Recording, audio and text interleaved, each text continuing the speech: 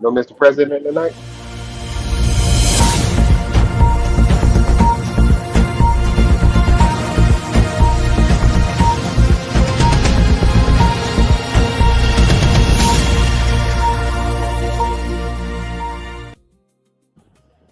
Hey, what's good, good people? It's Jake Last Movement with another Wednesday segment of the Pulse. We have a lot going on tonight. Tonight we will not be, unfortunately, we will not be with Mr. President. He is out, but will be with us at another time, another appointed time.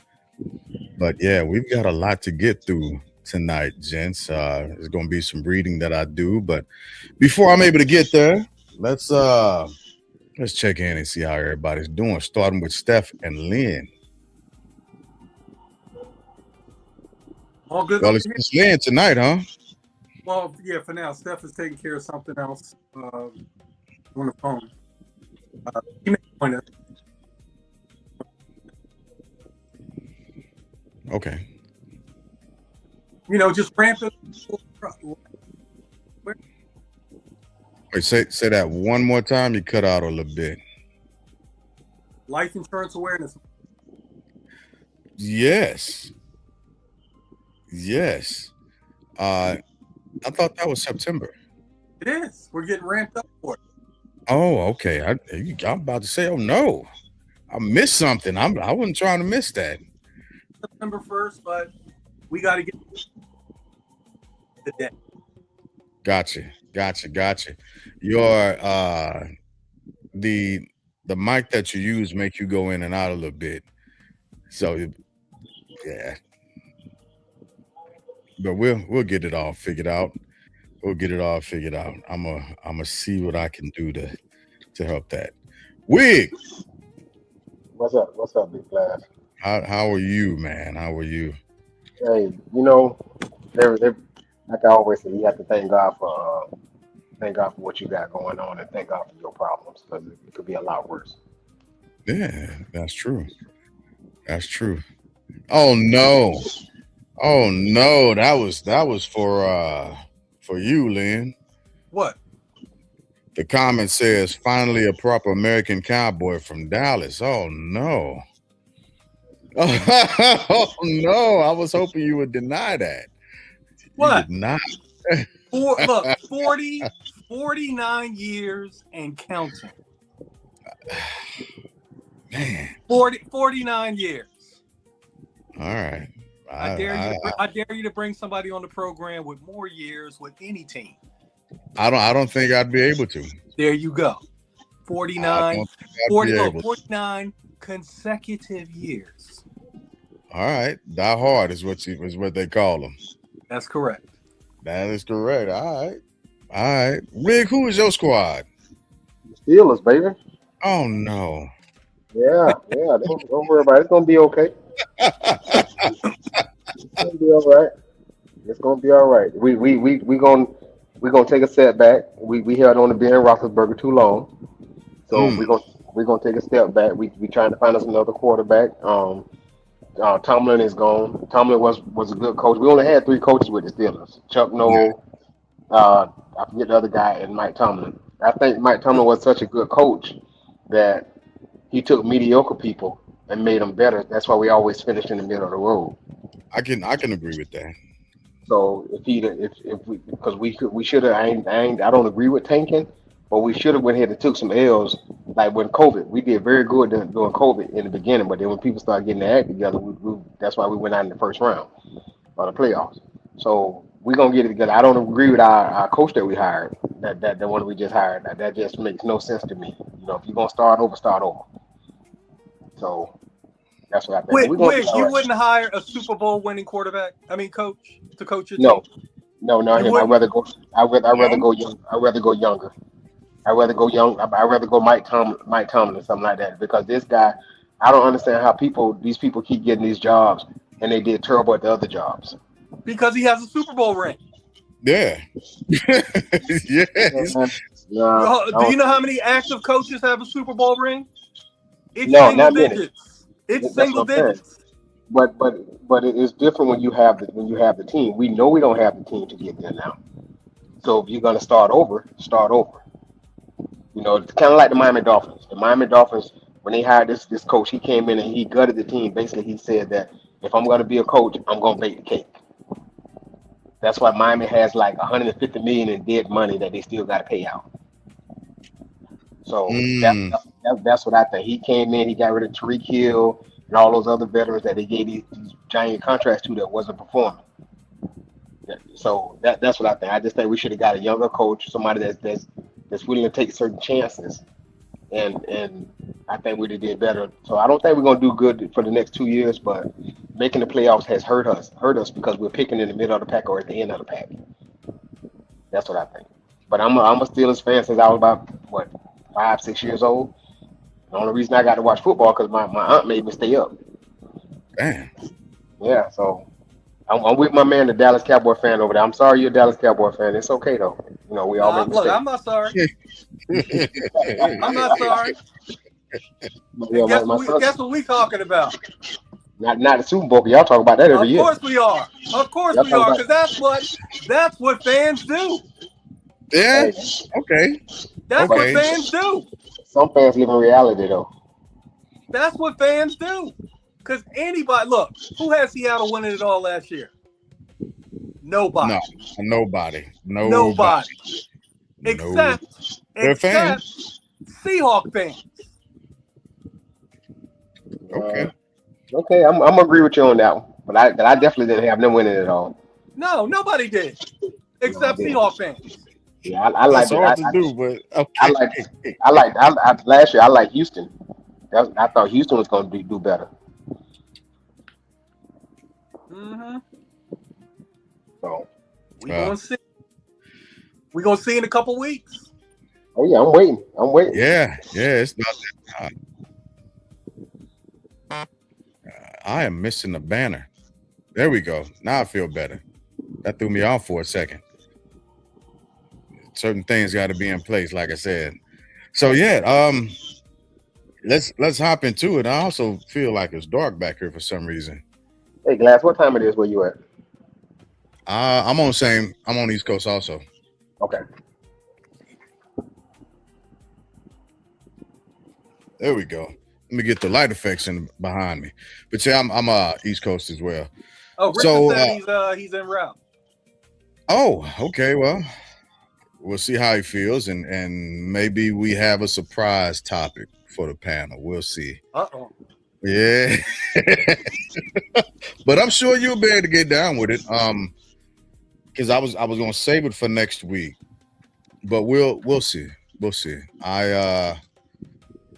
And yeah, we'll see. I don't want to talk it up too much. I will hold on to it for a second. I'll hold on to it for a second. But speaking of holding on to things for a second, we have an aircraft carrier that has been perusing out near Iran since at least January. Left out of San Diego in November of last year, those sailors, and has continued in the area of conflict at this point. And what you have happening, hey Wig, are you right shoulder are you a right shoulder wearer, right? Yeah. That's what I thought. So for anybody who don't know what I mean when I say right shoulder, that means you've been to theater, right? You've been in a war zone. You've been to some type of front, either Afghanistan, Iraq, or anything during that line. Lynn, have you been underway on a deployment? Not for a war, but yeah, I've been out to sea. Okay, I've been in the Mediterranean. Yeah, that counts also, right? That's kind of like y'all's deployment, right? Yeah. The Navy's, yeah, because my sister, she had done a couple, and then they were trying to push her out with the Army, and she ain't like that. But that was some years ago. We live different on these, around these here parts. But on a deployment, because I'm also a combat vet. When you are in a forward theater situation, so I was in Iraq. I was at primarily at Cobb Spiker, near Tikrit, Iraq, and I did a bunch of convoys, hunting down a bunch of stuff, whatever the case may be. Right, I did my time in country, and I tell you what, I had the ability, the space to actually walk around. I had the ability to go to different areas of Iraq, fly. Right now, I missed out on what was called Freedom Rest. I wasn't able to do that because there was a logistical nightmare that I had to take care of. But I was able to move around fairly freely, and even with that freedom of movement, the limited freedom of movement I had, because I was still thousands of miles away from home, I still felt constrained. Right, there was still a notion and an understanding that I can't just leave this country whenever I want. And if I'm saying this because I know if I felt that way while in a country where I could go to midnight chow, I could walk around contingency operating base, which is actually relatively large. If I felt constricted in that area, how much more do these sailors feel restricted being at 250, 260 plus days aboard this ship at the order of POTUS? And I'll leave it there for the intro to this. I'd like to see the question that I have for the panel. The first question that I have for the panel is, what does this look like to you? Give this some texture, or I want to hear what y'all's opinions are as this is concerning for not just the sailors but the families as well, which will, I'll swing back around to the effects of the family in a bit. So I'll start with you, Lynn. Oh man, it's tough. A couple reasons. Which story is true? That's it's you're hearing from some sailors, and also it's an aircraft carrier, right? Yeah. So you know how many people are on there? Tons. Yeah. It's like a small city. Yeah. And the fact that they're running, they got to be running low on stuff, but they're talking about sailors sabotaging the bathrooms to try to create a situation where they leave. I mean, morale must really be down, for that to happen. And it's unfortunate to try to come to a conclusion on how to feel when you don't have all the facts. Yeah. And then the information that you're getting has an agenda attached to it. And it's just tough. It's tough to read. It's tough to see, because these complaints started. They didn't just start this month. They've been going for a while, and a normal deployment on a ship that large is 6 months anyway. Mm-hmm. So you're over what, by 2 months, maybe 3? 3. And I don't know where I would be, but I don't believe I would be complaining. I'm just not, because this is the job you signed up for. You're not dating the military, you are married. And when you're married, it's for better or for worse. And right now it sounds like it's on the worst side, but you know, you've been in worse situations. They ain't got to worry about walking past a hallway and it blowing up on them. You know what I mean? Yeah. Okay. They don't have to worry about explosive devices in their little floating city. But it's tough, and when it's tough, you got to man up, and they probably have women. They may have women on that carrier warming up too. You know, it's unfortunate about the food part. Yeah.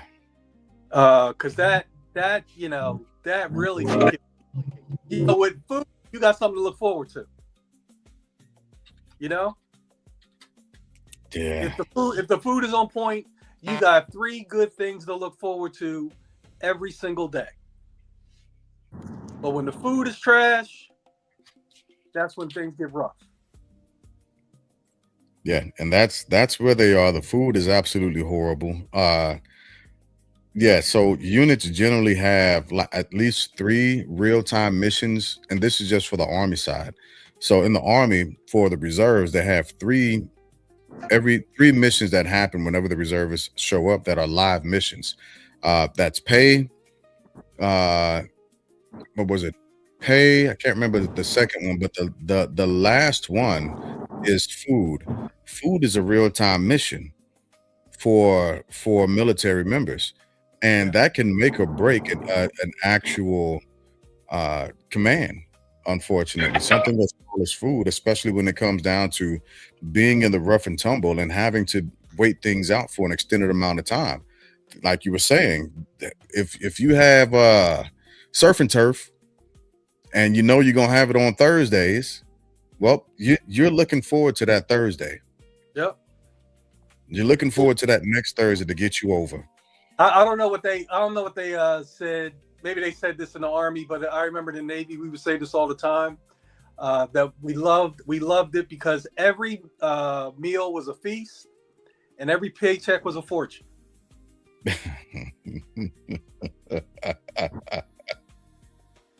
And that's just how we got down. You know, that was the mindset. Nobody complained about the food and nobody complained about the money. And we were just focused on getting the job done. Okay. Let me pivot that down to first off, let me go back and say I need to eat my words because it looks like the president has powered through and joined us. So we want to welcome you as always. Hopefully you'll be with us for a little bit at the very least. And if not, I understand. Absolutely understand. So Wig, where are you at with this extended deployment for the naval personnel? You know, on my I went over to Iraq twice. On my first deployment, that was the initial invasion. Second time was when I left Germany and went to Fort Polk, and they were already in theater, and I had to go over there because they got extended an extra like 3 or 4 months because they were doing another build up. Were people upset? Yeah. Did they? I'm pretty sure they said something to their spouses. But the little time I was in Rear B before I got on the plane and go back over there, mind you, I was only in country back home. I was only here for like 3 months, and I was right back on the tarmac going again. And yeah, the wife was upset, and then their spouses and stuff was upset. People were upset, but like you said, I mean, depending on the food and where you are, then that makes a difference.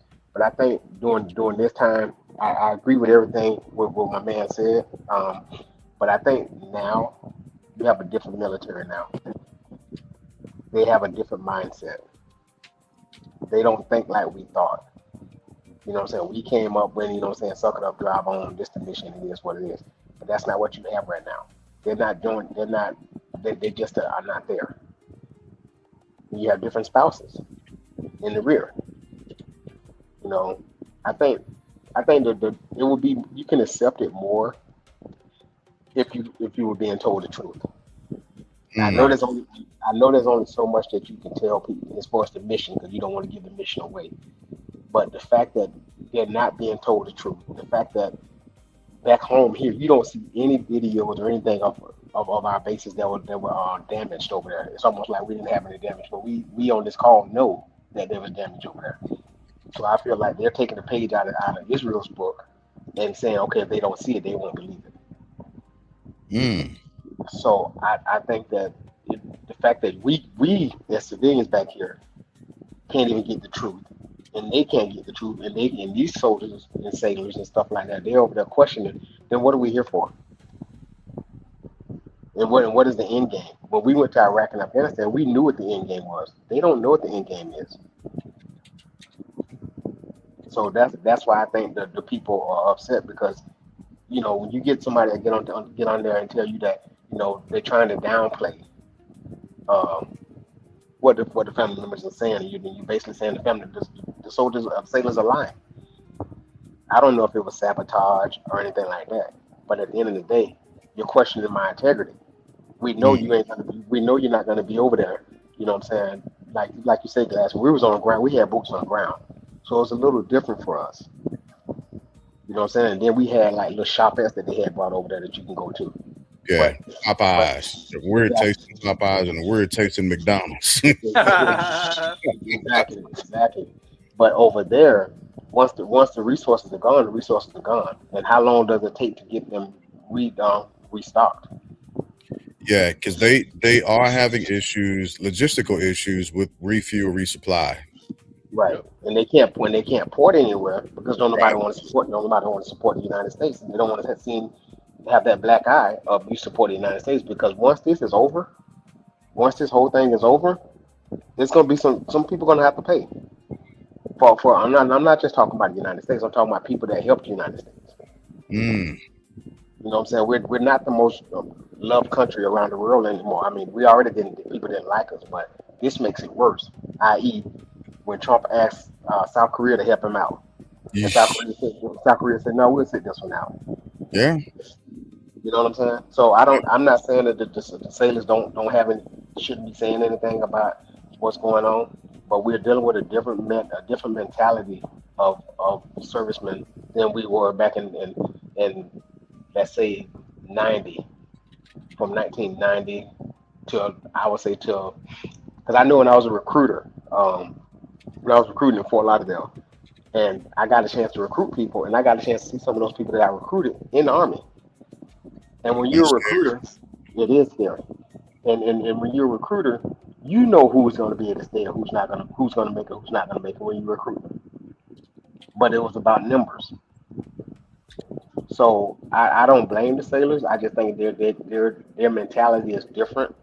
And when you have somebody like Hexel that can't tell you the truth, even if you wrote it on paper for him, that just makes it different. You can't continue to just tell people things and then they go along with it. You know what I'm saying? It might be different if they was able to restock and talk to home and stuff like that. I don't know if it's true, but I heard that they want these people to sign an NDA really. before they get off the ship. But that's not a good look. Right, because if there's nothing wrong, then why you want me to sign an NDA first and foremost? Second off, they know that these soldiers done recorded all kind of stuff on their phones prior to them getting back. Mm. Social media is going to be crazy when these people get back and start uploading stuff on what's going. And even if they don't upload it themselves, which they might not do, you can give it to a family member and a family member upload it. So Wow. that's what I think about it. I just think that the fact that you can't get the truth, you can't say, okay, this is why we're over here. You say we're over here for this, and you say we're over for this. And I went through that, Glass. I mean, when I was on my first on the initial invasion for Iraq, first they said it was going to liberate the people. Of Then all of a course. sudden, then they said we're going over for mass weapons. All right, and then we was done. I was in a unit from Germany. I ain't gonna say the unit. I was in a unit from Germany, and our motto was grid smashers. So well, after our mission was done, we was ready to leave. But our colonel went to a meeting in one of Saddam palaces, and he wanted to stay because he wanted to meet dignitaries because our colonel went to the first Gulf War as a lieutenant, he went to this one with us as a lieutenant colonel, and he went back. In his whole career, he spent at the Pentagon. So what we did at the end, we was emptying weapon caches. Ah, okay. You see what I'm saying? And Yeah. we had some of the most unstable white phosphorus. And you know when white phosphorus start going, there's no putting that out. There's nothing to do that you can do to stop it. It's So got we to go. lost. Right, Yeah. we lost at least on convoys that went on. We lost at least 5 humans Wow. because it was just unstable. You know, you almost didn't want to pick this stuff up. Yeah. So that's what I think. I just think we're dealing with a different mentality of sailor or service member today, and they're not going to let you just tell them anything. You're not going to just be able to tell them anything. I mean, I agree with what he's saying. You know what you were signing up for when you signed up, but at the same time, these people don't have our mentality like that. That's what I think, Big Glass. Okay. So I'm gonna push this to Richard real quick. Let me read this question by Paula J. Glass. It was Army, right? Yes, I was. They're the guys support the Marine supply. Them, I like to hear from an Army man that know everything about getting the fighting men supplies. I don't know everything about it. I don't know everything about it. I didn't just support Marines. So my unit, when I was in Iraq, I supported. Uh, my mission ended up changing a little bit, but I was in a transportation unit and we started the drawdown for Iraq. And so we supported Air Force. We supported everybody, right? It was a coalition of forces, and so we supported everybody, especially when it came to transporting equipment from point A to point B. Um, and I'll pick back up on that in a second. Let me get Rich in here on this. Rich, where you at? Were you able to hear the question? Yes. So I'll be very brief until I can log onto my laptop. President Trump, you were quick to pardon the peaceful protesters on January 6th. You gave them the utmost respect, and then you doubled down on your respect by trying to make sure that you had 1.5 billion in the slush fund to pay them for what they went through when they went to prison. Mm. So if you can do that for the peaceful protesters, then I don't understand why you won't give that ultimate respect to those men and women who are willing to die for the country to spread democracy. So there's some type of hypocrisy here, and I'll stop here. Okay, and so I understand why you would come from that angle, but I would also add that this isn't necessarily about spreading democracy at this point, right? The campaigns that we are used to, and then even the campaigns that we heard from yesteryear, that was the platforming, right? That was the propaganda engine that we purchased, was spreading democracy and doing the right thing because we were protecting the little person. This has nothing to do with that, unfortunately. This is and I agree with you. This is the ego and the lack of respect for the service member from this president, who has actually expressed his disdain for service members in the past, is on display. As a matter of fact, he actually said he wished they'd be there longer. He wants them to be there longer. And I also want to point out that it's not just the USS Lincoln that has been out on this deployment for 250, 260 plus days at this point, because it also has with it a barrage of smaller battleships that are trying to support and maintain it. And so the continuation to that is something that Lynn kind of pointed out, right? How do we know where we're getting the truth from? I will err on the side of the service member 95% of the time, and then I'll give probably another 2.5% to the family members who are telling the story. And that's because I know that there's some form of embellishment. And then the rest, I will believe it to be lies, because that's going to be made up by the leadership who don't want to have that stain on them.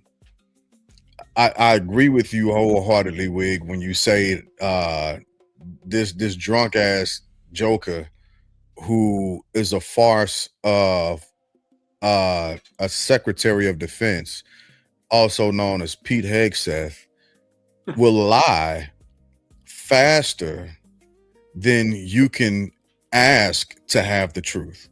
Before you finish the question, he's already spinning his lie.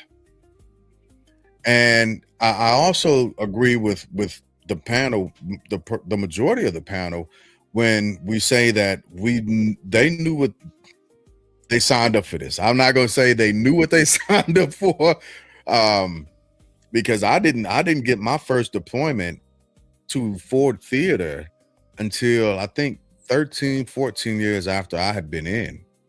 Right now, by that period of time, I had been mobilized to Fort Riley, and I had done a bunch of different things, but I didn't actually get sent to a theater until like 13 or 14 years within my actual career.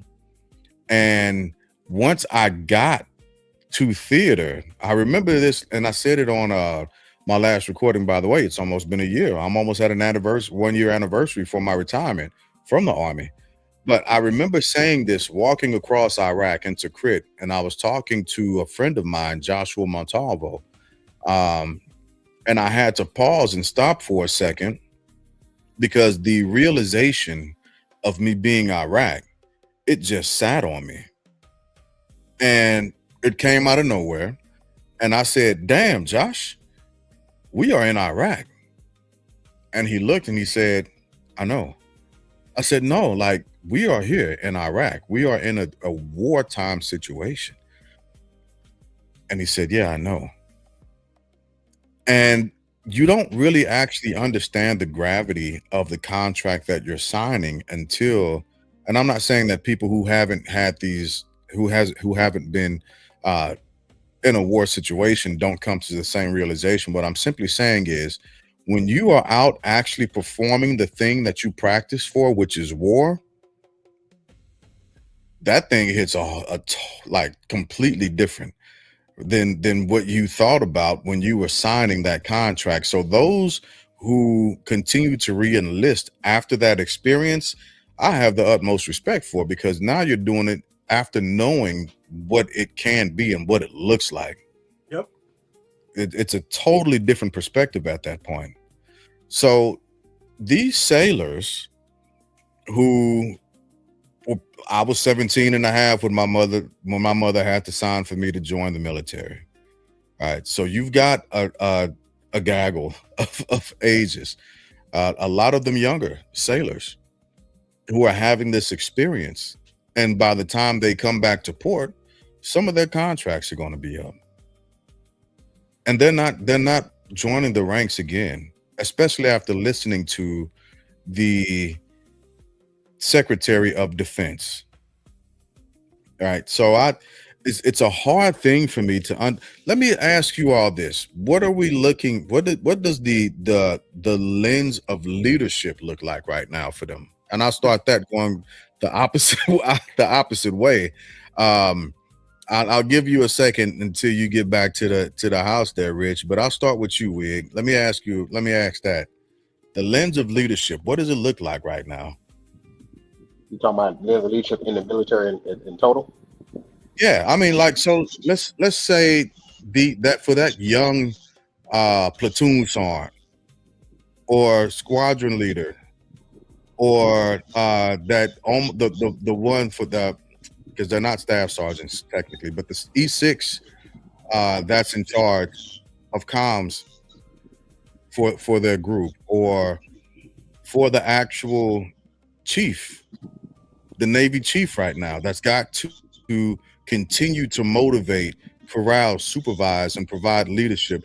What, you've been a leader in the Army. What would your position be? What does the lens of leadership look like right now?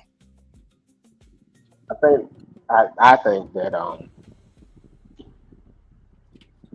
to me it's kind of foggy. You know what I'm saying? Because I think what you're going to have is kind of like what you alluded to a little earlier, as far as contracts running out.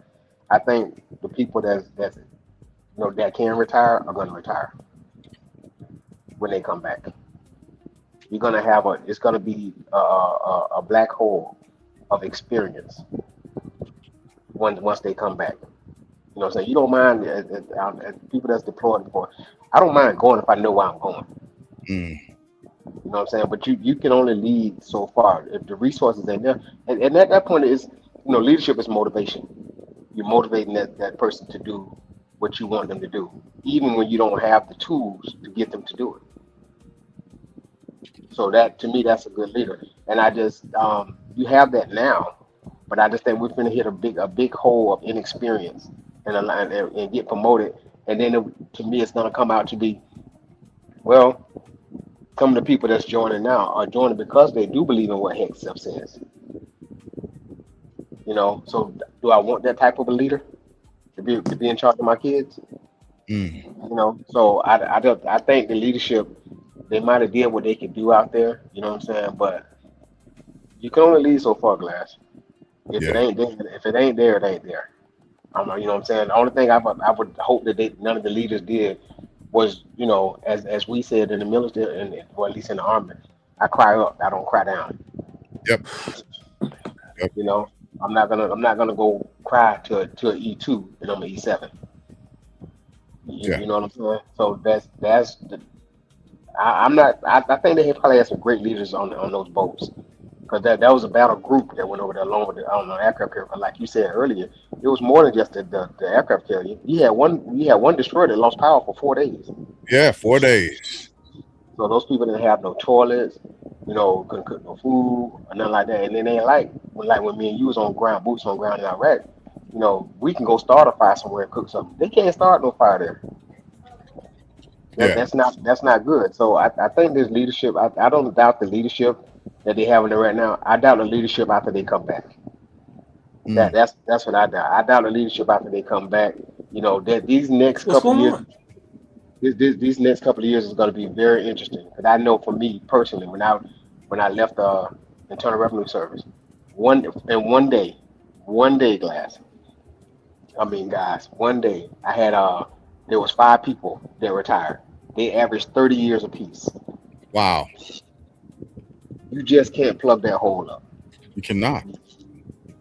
They average between 25 and 30 years apiece, and they all left them on one day.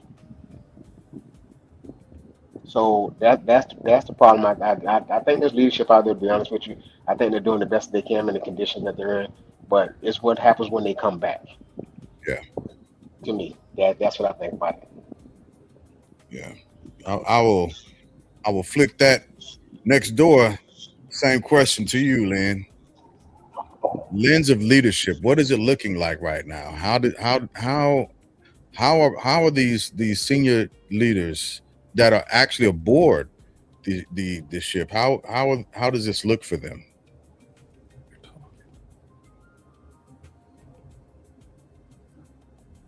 Are you able to hear me, Lynn?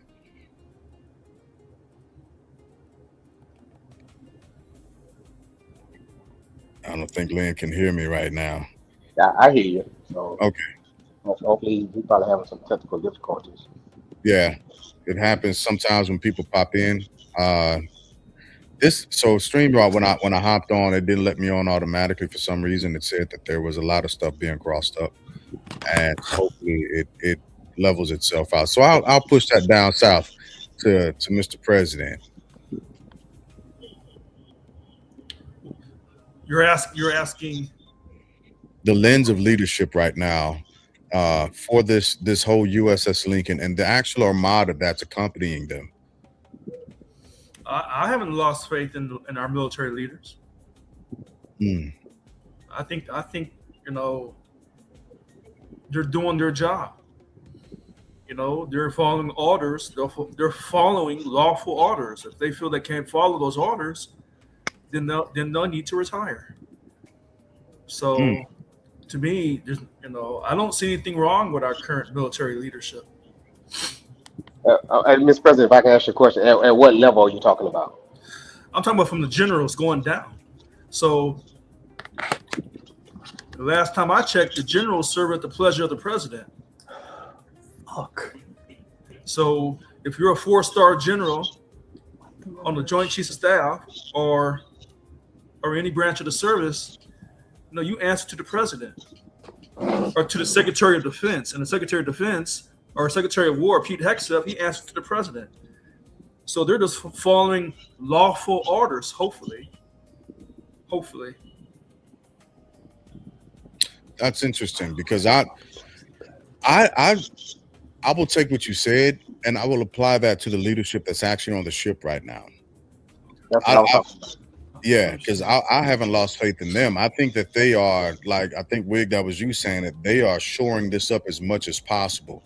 And that's a hopeless situation because unfortunately we already seen, or we've heard sailors who are having the mental breakdowns and aren't able to deal with this. We've heard of the report of somebody pushing to go overboard and all these other different things, right? But I know that the leadership that's on the ship right now, I have to have faith that they care about their sailors, and not just the sailors, but the families as well, to do, because they have a fine line to walk right now, right? And this goes back to what you were actually saying also, Rich, serving at the wheel of the president, because there is an admiral who's in charge of that, who has his officers or her officers underneath them, but also having these real-time issues that are taking place with these sailors, and that's the thing. So I have faith that these leaders that are there in the water with these sailors, they do have a heart for their sailors and they have the best interest in mind, and they might end up retiring because they might not be of the mind of saying this. I served at the will of the president.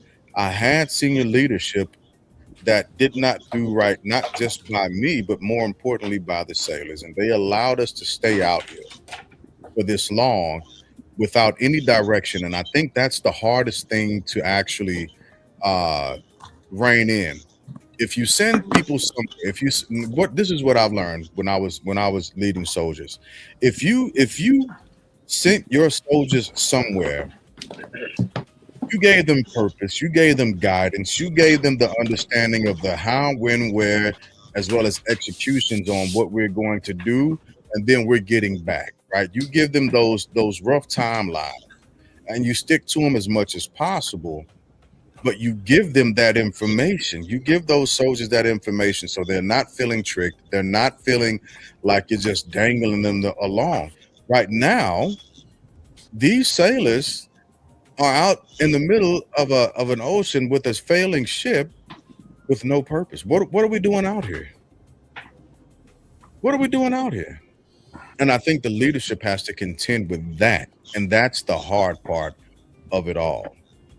So, and that's not even talking about getting back. Let me shift a little bit and talk about how the sailors might interact with their families when they get back. Right? Soldiers, sailors, Marines, Air Force, we suffer from PTSD from this type of stuff. So now what are we looking at? What are we looking at with these families, with these service members who are going to be just thrown back and with a senior leadership that doesn't believe that doesn't, to me, and this is my personal opinion, Hegseth doesn't believe in taking care of service members. This VA system, they've shown that they are willing to try and cut us out as much as possible.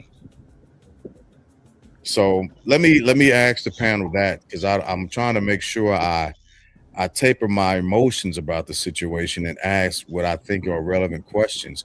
How do we think the families are going to interact with the sailors, and how do we think the sailors are going to interact with being back home? I'll start with you on that, Rich. Can you hear me? Yep, I can hear you. So you want to know how the sailors feel about being on that ship? No, what do you anticipate happening when these sailors finally get back home? I don't know, because some military people, they are going to back you up. Or some military people are gung ho about the country. Some military people are going to back President Trump regardless of what he says or does. Mm. Others may not. I'm here, Glass. I So can't hear nobody though. yeah, so the sailors, when they come back home from this situation, they may be like the country. Half believe in President Trump, and the other half don't believe in the leadership of President Trump. Maybe. It's hard to say. Okay. Oh, Wig, are you able to hear me yet? yeah, I can hear you now. All right, Lynn, are you able to hear me? I think Lynn might be having some issues. Let me see if I can help him out on that. So going to you, Wig. Are you able to hear me now, Lynn? No, he's not able to hear me yet. I can hear you, Glass. Okay, so what do you anticipate the feel of the how are these sailors going to reintegrate, not just with their families, but overall when they do get back? It's gonna be rough because I have not been to be able to honest hear with you, it's gonna be a anything lot of forever. PTSD, Can you guys hear me? claustrophobia. Yes. You know, This is crazy. We hear you. you know, All I hear it's is just gonna be the rough background because music yeah, someone in the that family Jay Glass is was playing. That's it. I ain't saying it's happening. Can you hear me, Glass? Yeah, I got you. I ain't saying it's happening, but I've seen where some of them came back and the relationships wasn't there, Mm, meaning that they had them moved on. When we came back from Fort Polk, man, I'm trying to tell you, had some couple of spouses had them move somebody else in on Um, base. So I got I nothing. just I think Okay. it's gonna be rough. I don't know what to say. I don't know how to say it. Well, I know how to say it, but I think it's just gonna be rough. They're not coming back the same as they left. It's not. It's not. No, anybody that tell you that they are, you know what I'm saying? Like when the Southcom commander went on the ship and what did he say? He said it was only a few cases where they people was as far as like the mentor or whatever. I think he said something like that. That to me, that's him trying to play it down. sure. That's him trying to play it down. And then the crazier part about it is he's not going to go on that ship and disagree with Trump. Do you actually think? Did you have anybody actually think that the story is going to be different? No. You know, he didn't play it down as much as Trump and had said, but the story wasn't going to be different if he still wanted to keep his career. So if he said anything different on that boat, by the time he touched back down in the states, he's going to be gone. Yeah, he would have been relieved. Exactly. So I mean, let's just keep it 100. You know what I'm saying? At the end of the day, it go back to what you were saying earlier, man, about the leadership. As a leader, especially as an enlisted leader, it starts with you, and you just have to do your best to try and calm their little brains down, and tell them, hey, I'm in the same position as you.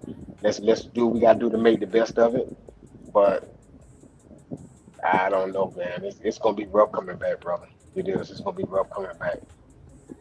And now you're sending another battle group over there to replace that one. So and they still got the ones on the on the Lincoln, they still got to make it home. Yeah, So look at they still riding home in the same condition. The only difference is you going somewhere you think you're going home. They might port somewhere before they get home or whatever to try and take some of the stress off before they get back to the states or whatever. But at the end of the day, it's gonna be some mental issues. The VA is gonna have a lot of PTSD claims. I promise you that one right there. oh yeah, absolutely. And not only that, but again, I don't know how they're going to end up treating those service members who are going to have issues from Right. this, Right, right? and it's just because it's just crazy because like I said, PTSD, claustrophobia. I don't like closed doors, or what I'm saying. But I think it would be so much different if they knew what the objective was. If you knew what you was there for and what you was doing, then it would be so much different. But that is not the case. So we're just basically sitting over here floating on this boat, and we don't know what's going on. Yeah, That's yeah. that's what I think, brother. Okay, Rich, what you got? I'm going to go back to common sense. If you ask somebody to die for you, feed them, give them the equipment that they need, and make sure they have clean restrooms. Can you hear me, Glass? Yeah. Is Mr. President talking? Yeah. Can you hear me, Mr. I can't Wade? hear him though. Let me go out and come back in. All right. Okay. I'm gonna have to find another platform. StreamYard is failing me here. Yeah, but I come on your platform, no problem. I don't. You say I I have think. an iPhone? Well, no, because I think it's the software that we're using. It's software and hardware because we've got interfaces that are plugging directly in. Oh, It's not we're not Bluetoothing or using an actual phone, so okay. it could be that could be part of it also. So, but go ahead. Yeah. So again, if someone is willing to die for you, make sure that they have food to eat, fresh food. They have a bathroom to use, particularly on a ship, and that they have all of the equipment they need to fight a war. In fact, to me, that's more important than having a clear direction about why we're here in Iran or in the waters of God, Moves. Hormuz Strait. Great. Just make sure that people have food to eat and they have a restroom to use, and they gotta have equipment. They gotta have military munitions. You can't send people over there and then say, "Oh, we may run out of munitions." Eesh. That's not going to work. So what? Listen, you can't go out here in these streets of any inner city and say, "Hey, I want you to fight for me. I want you to join my Bloods or my Crips," and then tell them, "Oh, we ain't got no firearms." No, that ain't going too far. So you can use a lot of logic from the street life into the military life. When someone says they're going to die for you, you make sure you're always there for that person. You support that person's family. You got to make sure that person is fed, because hungry people ain't going to fight for you. In fact, they may turn against you. And on the ship, and I'm not Navy, but I can only imagine on the ship, between the food and the restrooms, if you can't use the restroom, Yeah.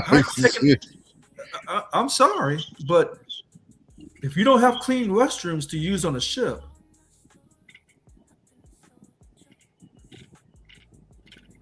I'm sorry, that's common sense. So you ask somebody to die for you, you got to give them a level of respect, or it's going to come back to haunt you. Even in the Middle East with the terrorist organizations, before those people die in the name of Allah, they're treated with a certain level of respect, and they're told their families will be taken care of. Mm.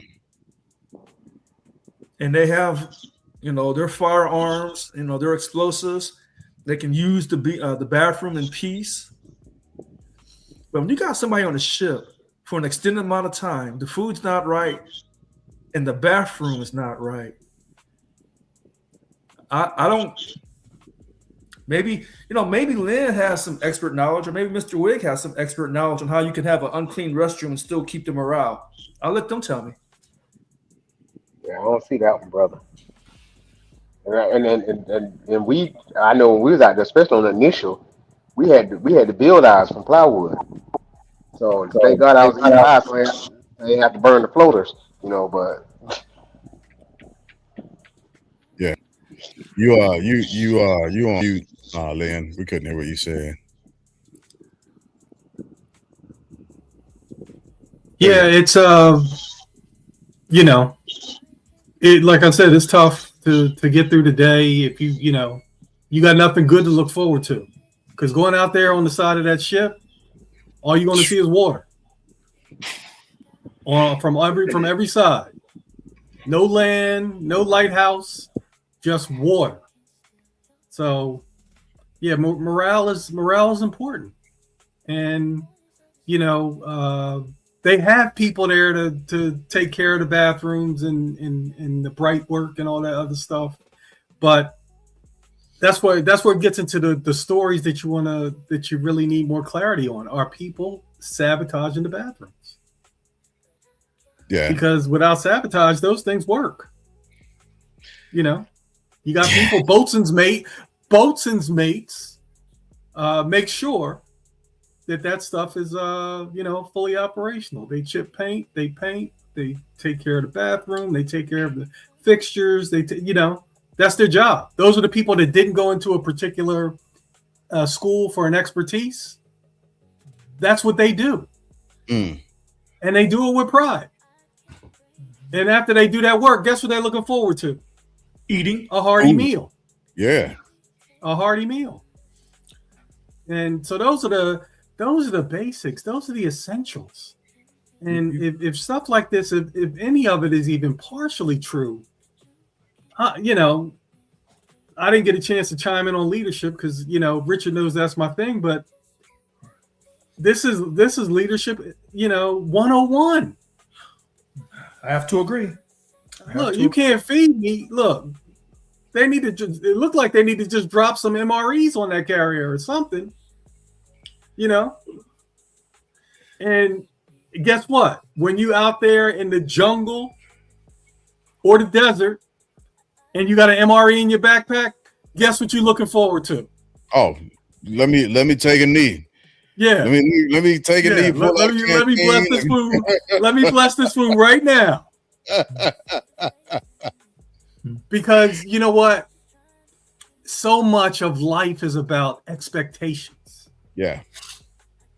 And if some Wig's talking about the different generation and mindset of the military person, I get that.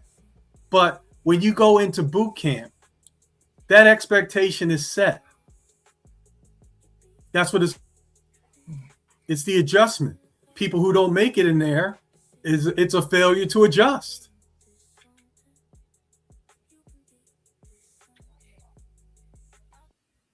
So, when it translates to going out into the field, out into the theater, out into the ocean, people still have that same level of expectation because the bar is so low.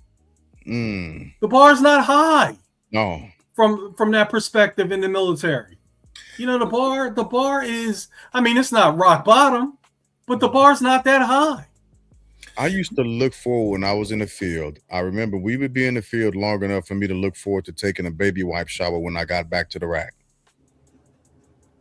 Just give me a clean baby wipe, a pack of clean baby wipes, and clean myself up.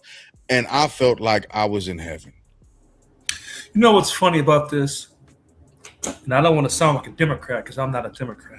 Thank you for the but no, but let me tell you something that a Democrat would say. And I'm not trying to make a point at Lynn. A Democrat would say, President Trump, you can put gold toilets in your casinos and in your house, but you don't give a damn about putting any type of working toilet on the ship for our soldiers or for our sailors. And they would be right. If what is being reported is true, that those toilets are not working, and the sailors can't say anything, in fact, they may not be able to even send messages to their family because the family would probably contact their congressmen or congresswomen or senators, and then it would go up the chain, and then President Trump would say, who made the phone call? Who's complaining? What's the problem? So at this point, we don't know who's telling us the truth and who's telling us a lie, but we do know this. Something's not right. Like a lot of things in the country, we know something's not right. We're not winning this war. It's not a war, conflict. I was waiting for you to continue. I was coming back. I'm not feeling good tonight, so it's easy to go upside my head tonight.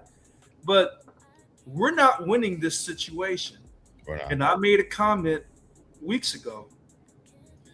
For the ultimate white man, the greatest white man, allegedly, since Jesus Christ, allegedly, who was a white man as well, he's letting down white people. He's letting down the country. How can you make America great again and you can't even beat these Muslims? I'm serious. No, yeah. You talk about your belief in God, so you claim, but we know that your supporters, a lot of them are white nationalists. They do believe in a white God. I give them credit for that. But you can't even live up to the standard of being superior to these Muslims. They're beating you. You took on the wrong Muslim. They kicking your ass. But you had your audacity, J.D. Vance, Vice President J.D. Vance, to talk down to another white man who was fighting to protect his country, President Vladimir Zelensky. You tried to belittle him. I remember that. Oh, You they tried didn't to try. feel small and insignificant. But the only two people who are really feeling small and insignificant regarding this war is President Trump and the Secretary of War, Pete Hegseth. You guys I don't even know if you're white anymore. I mean, Yeah. I have to question your white supremacy from day one. But now I'm even appalled that you can't even keep 10% of your white supremacy going. You have let down white racist America. You're a disgrace. You really are. Well, we'll see how they feel about him, about them in the next couple of months. But they didn't try to disrespect. They disrespected the hell out of Zelensky. And I remember Zelensky saying he made mention to feeling safe because of the ocean. But now we're in a position, and he warned about this, to where the ocean isn't separating us from danger. We can't hide behind the ocean. Actually, we've got our sailors who are on the ocean, and they're not in a good position. But I digress from that topic. This is still. Hopefully, they're heading back soon. We're being told that they are. We're being told that there's a replacement. And a quick clarification. Polar Knights, I have to cut you off. I strongly agree with what you say that Jesus was a black man. I'm just trying to speak to white America who believe in President Trump and believe in his religion, his nationalism, his patriotism. I'm just reaching out to them to say, as a black man, I thought you were racially superior, but I can't tell. See, when you jump on me and drag me around and do whatever, who cares? But when I see a Muslim man from the Middle East, a Muslim man, a brown man who's originally black, when I see him talking shit to you and kicking your ass and telling you you're going to pay for this war and we are not going anywhere and we're not giving up our nuclear capability, what I see is a man that knows his value, and he's a Muslim, all praises to Allah. And he's telling you, man, President Trump and your Christian God, kick rocks. Stay the fuck out this business between me and my little brother.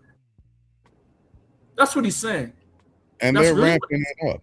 They're ramping it up, right? They're purposely ramping it up. I just want to throw that out there also. Iran's not letting up. They aren't letting up. They're not giving in. Yeah, they are taking this thing. Hold on. Further. Wait a minute. You couldn't watch Vladimir Zelensky and those Ukrainians who are quote part of the Russian Empire. They said, you're not coming to our country and telling us what to do. You couldn't learn from that. Mm-hmm. So Putin, you couldn't overrun Ukraine with all your power because Ukraine's using those drones effectively. They're droning the hell out of these pennies folks. On the dollar. For pennies on the dollar. So President Trump, you couldn't understand that. So when you were talking to Benjamin Netanyahu, and he's like, hey man, come on, let's go over here and let's override Iran, kill them all. And you're like, oh, we don't have to kill everybody. We can just piecemeal it. You didn't learn from Russia and Ukraine. You didn't learn from Afghanistan when Russia tried to overrun Afghanistan. People forget that war. Yeah, because Afghanistan roughed Russia up. And run it. Oh, Russia the one we helped Osama bin Laden with? Yeah. Yeah. Yeah. But what I'm saying is a lot of people forget. Russia come to run you They had a pretty good track record until they ran into Afghanistan. They lost that one. And that was a big shock for Russia when they lost that. I don't. Oh, Yeah, I don't want to pivot up too far off because then yeah, people. yeah. Yeah, Okay. it's the sailors of the USS Lincoln and the armada that's along with them and the families that I want to make sure that.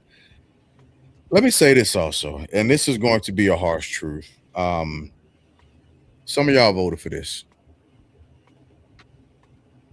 Some of y'all voted for this, and I hate that it's happening and that it's shaping up like the way it is. But like I said, when the Democrats had the House shut down, sometimes you got to give the people what they want. But you know what, Glass? It's crazy when you said they voted, they're getting what they voted for. One thing I've come to realize, and we get on here and we talk, and we make a lot. I think we make a lot of sense. I really appreciate us talking. But two things happened during when Trump was elected. Tax break, the rich didn't care about the racism because they got tax breaks. The poor people didn't care about the rich getting tax breaks because they got racism. Mm,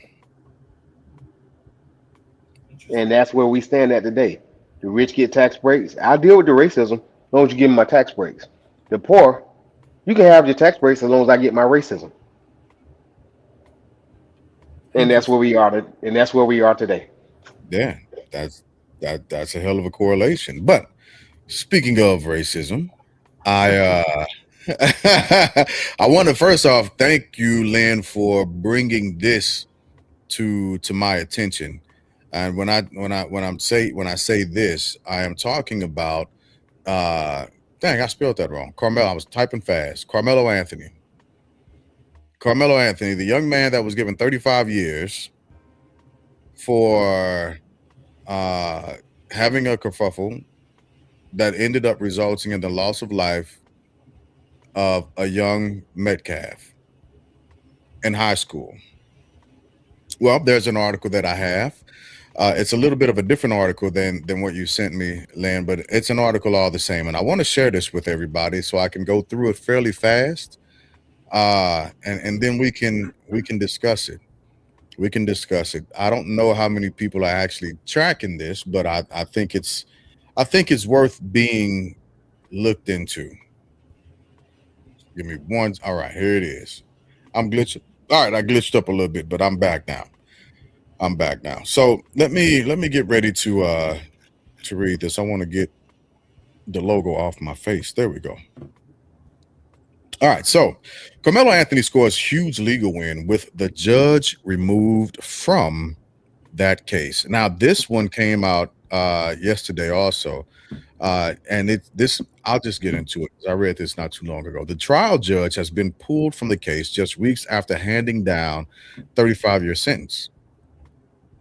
Carmelo Anthony, 19-year-old convicted of fatally stabbing fellow student athlete Austin Metcalf, has notched an early win in his fight to overturn his murder conviction. According to the Daily Mail, the judge who oversaw Anthony's trial has now been taken off the case entirely as the appeals process gets underway. The move came during a Wednesday hearing in Collin County, Texas, with a new judge set to take charge of the trial of a retrial request scheduled for Thursday. Anthony was found guilty in June of murdering 17-year-old Metcalf during a high school track meet at a football stadium in Frisco, Texas, back in April of last year. He was subsequently handed a 35-year prison sentence, but his legal team is now arguing the original trial was compromised. Why was the judge removed from the Carmelo Anthony case? Anthony's lawyers claim that the switch was necessary partly because the original judge, John Roach, imposed unusually strict rules inside the courtroom during the proceedings. They also pointed out to comments Roach made to local outlet WFAA after the trial concluded, in which he defended the jury's guilty verdict. Yes, they did, because they were picked based upon the law. They listened to the facts, Roach said, of the jury, according to WFAA. It happened in this courtroom, and they got a verdict. Roach reportedly went further, telling the outlet he found Anthony personable. He found Anthony personable during their limited interactions in court, despite the conviction. He seems like a nice young man who committed a crime, but he understands today more than any day before the consequences of committing a crime like he did, he said. The judge also revealed the court staff had spent roughly 8 months preparing for the trial, anticipating the intense public attention the case would draw, and said he stood by how it was handled. As long as I follow the law, I sleep well at night, he added. So this is shaping up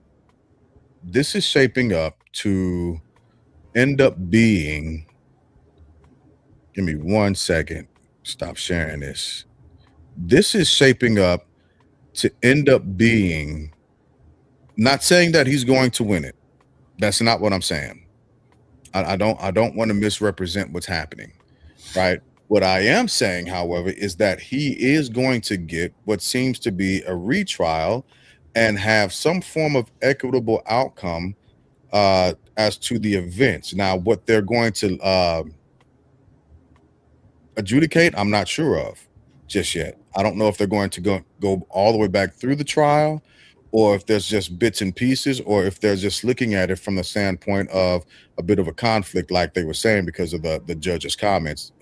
Lynn, you got anything further on that? Yeah, I'm interested to see, well, in my own mind, I'm still formulating what I think is a fair outcome. The part of me that says he did take another human life, and there is a price to pay for that. So how many years? Will yield.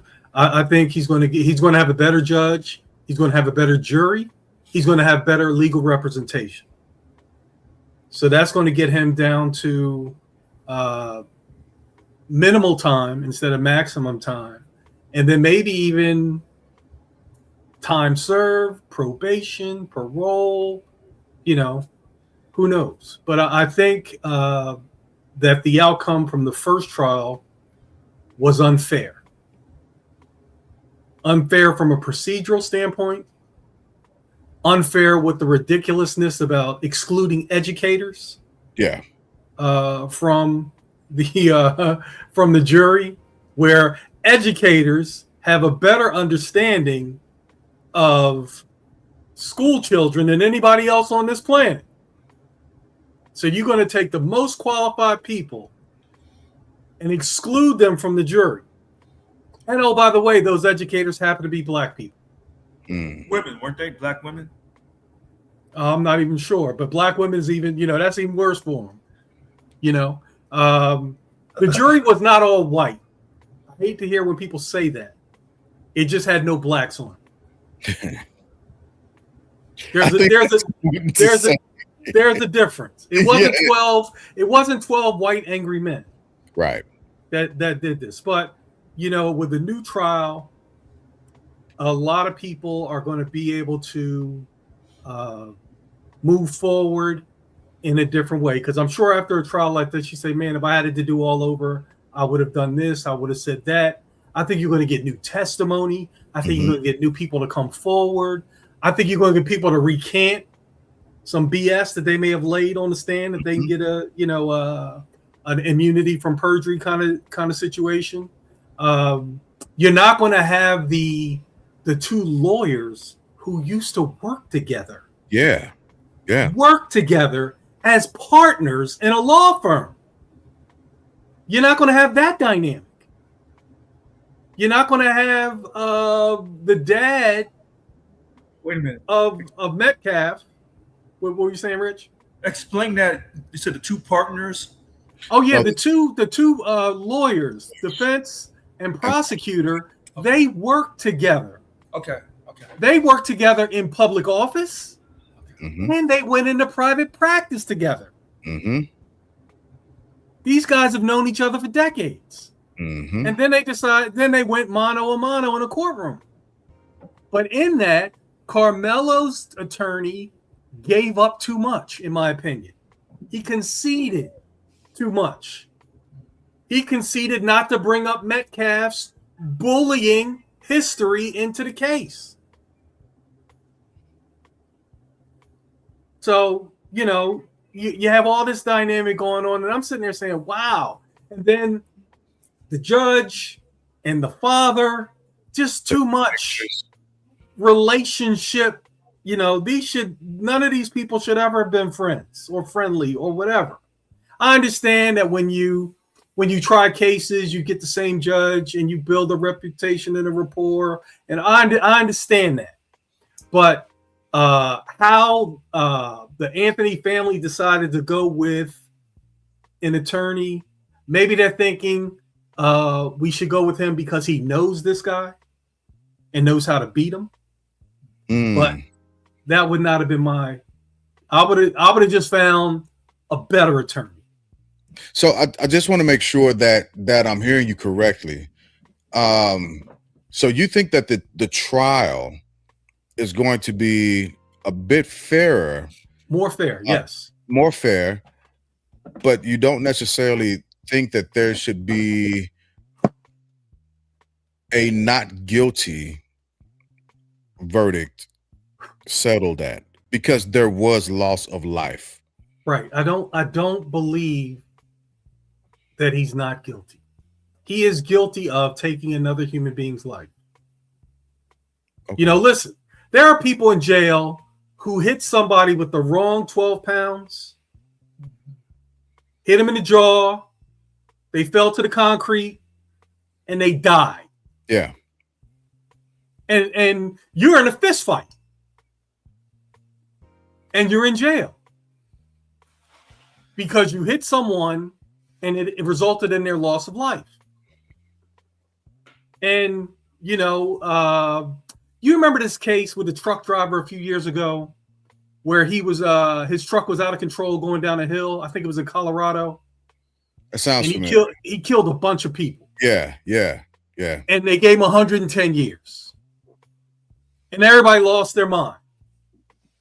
Oh my God, that's too much. That he's sorry, he's remorseful, he cried in court, blah, blah, blah. This guy gets a new trial, or not a new trial, he got a new sentence. Guess what his new sentence was? 10 years. 10 years. Richard knows this case. No, I don't. But it was 10 years. It was 10 years. And what did everybody say? Manslaughter. That's not enough. That's not enough. That's not enough. Right? Well, remember in football, Ray Rice gets he gets 2 games. Yeah. Right? Then the video comes. Now 2 games wasn't enough, right? Video comes out, banned for life. It wasn't enough punishment. Banning him from the league for life was too much, in my opinion. Yes, he deserved to be punished for what he did, but this is also a man who was, because originally they both got arrested because they were both drunk in public. But this woman spit on him in an elevator. And it always perplexes me when we get into impairment, right? Because decisions that people make when they're impaired are treated like the decision, you know, they should have made had they not been impaired. Yeah. And they're not the same. And whenever I go down this road, people say, oh, you're sticking up for drunk drivers. I am not sticking up for drunk drivers. But I am able to make a case that somebody makes the decision to drive drunk when they're what? Drunk. When they're impaired. Now, if you got somebody on video who is sober saying, man, I'm going down to the pub tonight, I'm going to get rip-roaring drunk, and I'm going to drive my ass off, and whatever happens, happens. That person deserves to go to jail for life. Sure. But that's not how that plays out. And getting all the way back to Karmelo Anthony, you had a choice. Okay. You had a choice. And you made the wrong choice. And for making the wrong choice, you should pay a price. I don't believe that price is 35 years. But you should pay a price. Well, wait a minute. Number one, of all the southern states, if you want to get your case retried and think you have a chance to win, I can only think of maybe Tennessee and Texas of all the southern I states. would not put Tennessee in that ball game, but I understand why you would say it. Maybe Tennessee, but Okay. Texas, yeah. Now here's the second thing. When you talked about Lynn, talked about the people recanting some of the stories, and then people who were not called, who could be called, subpoenaed. When they give the whole storyline on Mr. Metcalf and his brother and how they were raised, and then allegedly, somebody, I think it was a girl, was in the tent and said that Mr. Metcalf basically forced the issue to where Karmelo Anthony had to defend himself. That he did not want to pull the knife to defend himself, but he didn't have a choice because he felt his life was in imminent danger. Now, if we say, if this had been on the other foot, two black boys, jumping on the white boy, and the white boy pulled out a knife, the white boy would have never gone through this. So it's tough in our country because of our foundation that we can never look at things just for what they are because of the issue of race and how it has plagued this country from its very beginning. So race, no matter what people say, race will always, unfortunately, come up in the conversation, particularly in the judicial system. So I want to go back to something that you touched on that at this point, depending on how this thing is retried, and then I'm gonna push to you, Wig. But depending on how this thing is retried, their father jumped out because he was a twin, right? So their father jumped out there and got real reckless at a certain point. He got real reckless with his words and his behavior at a certain point. No, wait a minute. And Watermelon felon. Watermelon felon. But wait a minute. Allegedly, the behavior of a family member should not affect. Allegedly, the behavior of a family member should not affect the interaction between the two Metcalf boys, and Karmelo Anthony, unless you're saying the reason why they were harassing him was because of upbringing. Well, what I'm saying is his father's, and let me make this statement also, because I don't want to be negligent and leave this out, because when I looked at the footage of his father saying that what he was saying, I remember, I think I put it in our text. My take on it was, this is a man who was in pain and who's lashing out, right?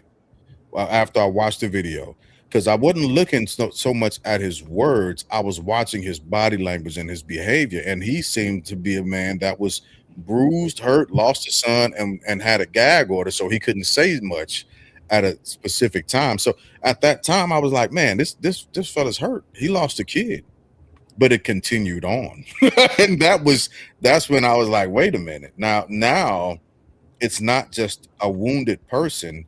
This is somebody showing who he is. And if this is who he is, well, then what did he teach his sons? And so at this point, he jumped out there and got reckless. And I don't know if that's going to be admissible or if that's going to play a part in this retrial, this possible retrial. But I would like to think that it probably should. It probably should. Expect, just like you said, Lynn, watermelon felon, right? And the switch that went from, listen, we've forgiven them, yada yada yada, to he's a thug, right? So, and he's getting what he deserves, and now he's platforming and he's soapboxing, and we just had to wait it out, and then he showed us exactly who he was. So wait a minute. So I'm reading this off of Wikipedia. If this is true, during the argument that ensued, Anthony allegedly said, "Touch me and see what happens," while reaching his hand to the backpack.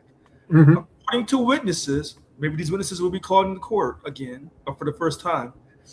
Metcalf, we're talking, I guess not, Austin Metcalf said You don't have anything in that backpack. It's Frisco before allegedly grabbing Anthony to move him. One Yeah. witness quoted Metcalf as telling Anthony, "I'm not going to fight you at the track meet." All right. So I don't know who grabbed you first. Well, from the majority of the accounts that I read, outside of what I read from what was supposed to have been testimony that was very fickle, Austin was the instigator. And when I say instigator, he was the first to have physical contact with Karmelo between the two. Now wait a minute. So if Tyrone and Jalen had walked up to Bobby Joe, Biff. Lynn, I have a friend I grew up with named Biff. I won't say that. So Bobby Joe, I won't say Biff. Okay. So Come on, McFly. if they had walked up to Biff and Biff was just trying to shelter from the rain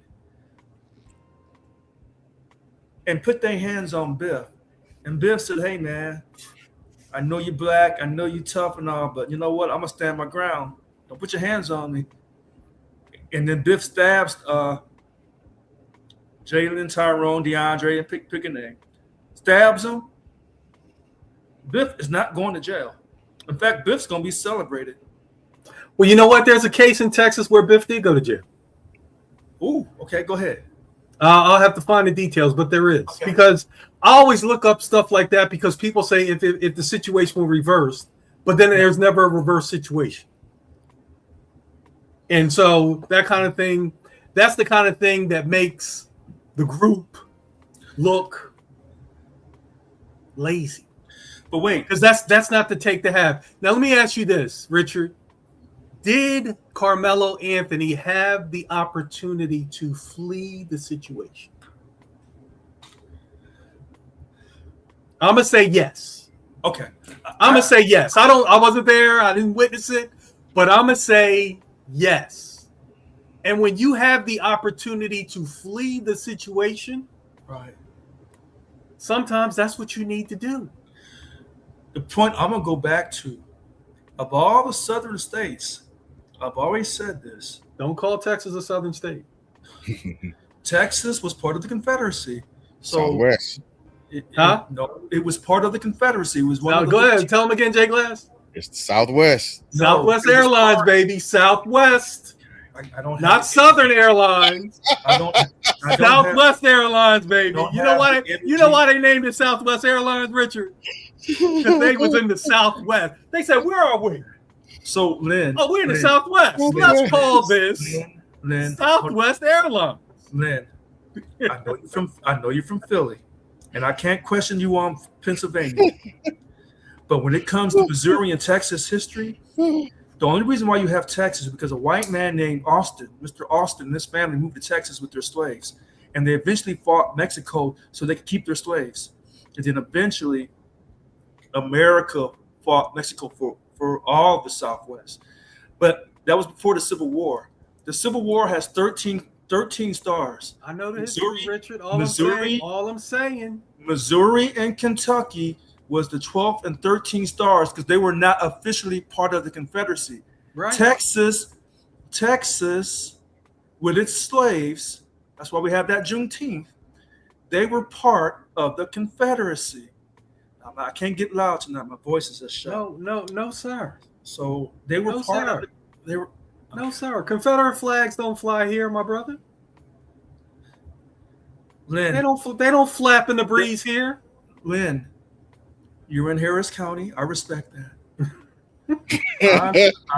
I'm trying to tell you, Texas was one of the stars of the Confederacy. Now,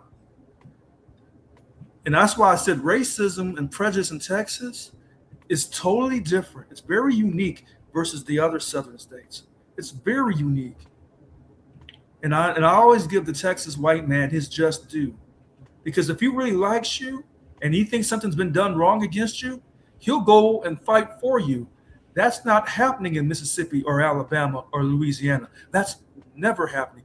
Maybe North Carolina, maybe, maybe Virginia. But in Texas, that particular white man is very unique. I stopped there. Carmelo Anthony does have a possibility of beating this. A possibility. Once all the witnesses come, if they're subpoenaed, and if they're allowed to give their testimony over what they saw inside that tent. I saw stuff off of Facebook, but how reliable is Facebook? I don't know. But I think in order for him to get off, it has to be proven that he was in fear for his life. And that's not the same thing as being in fear of getting an ass kicking. Mm-hmm. Because we've all been in a situation or two in our lives when we've been in fear of an ass kicking. I know I have. And I walk around this earth 6'3". But back in the day, sometimes, situations arose.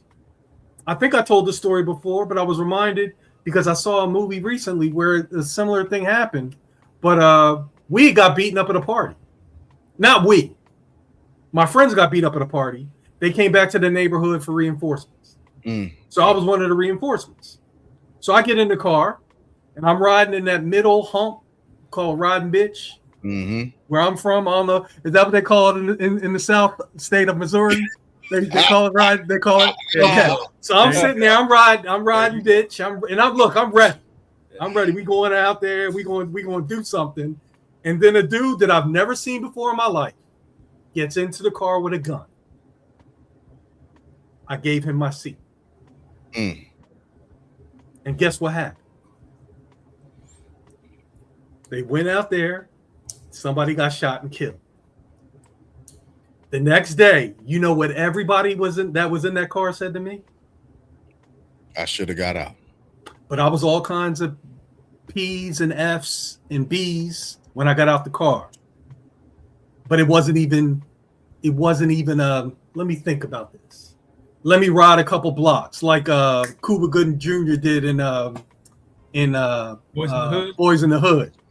And you know what? When I saw that movie, here's me being hypocritical. I was mad. I was mad when Cuba got out the car initially. And then I said, wait a minute. Little guy popped up on my shoulder like, really? You mad at him? You have this in your resume.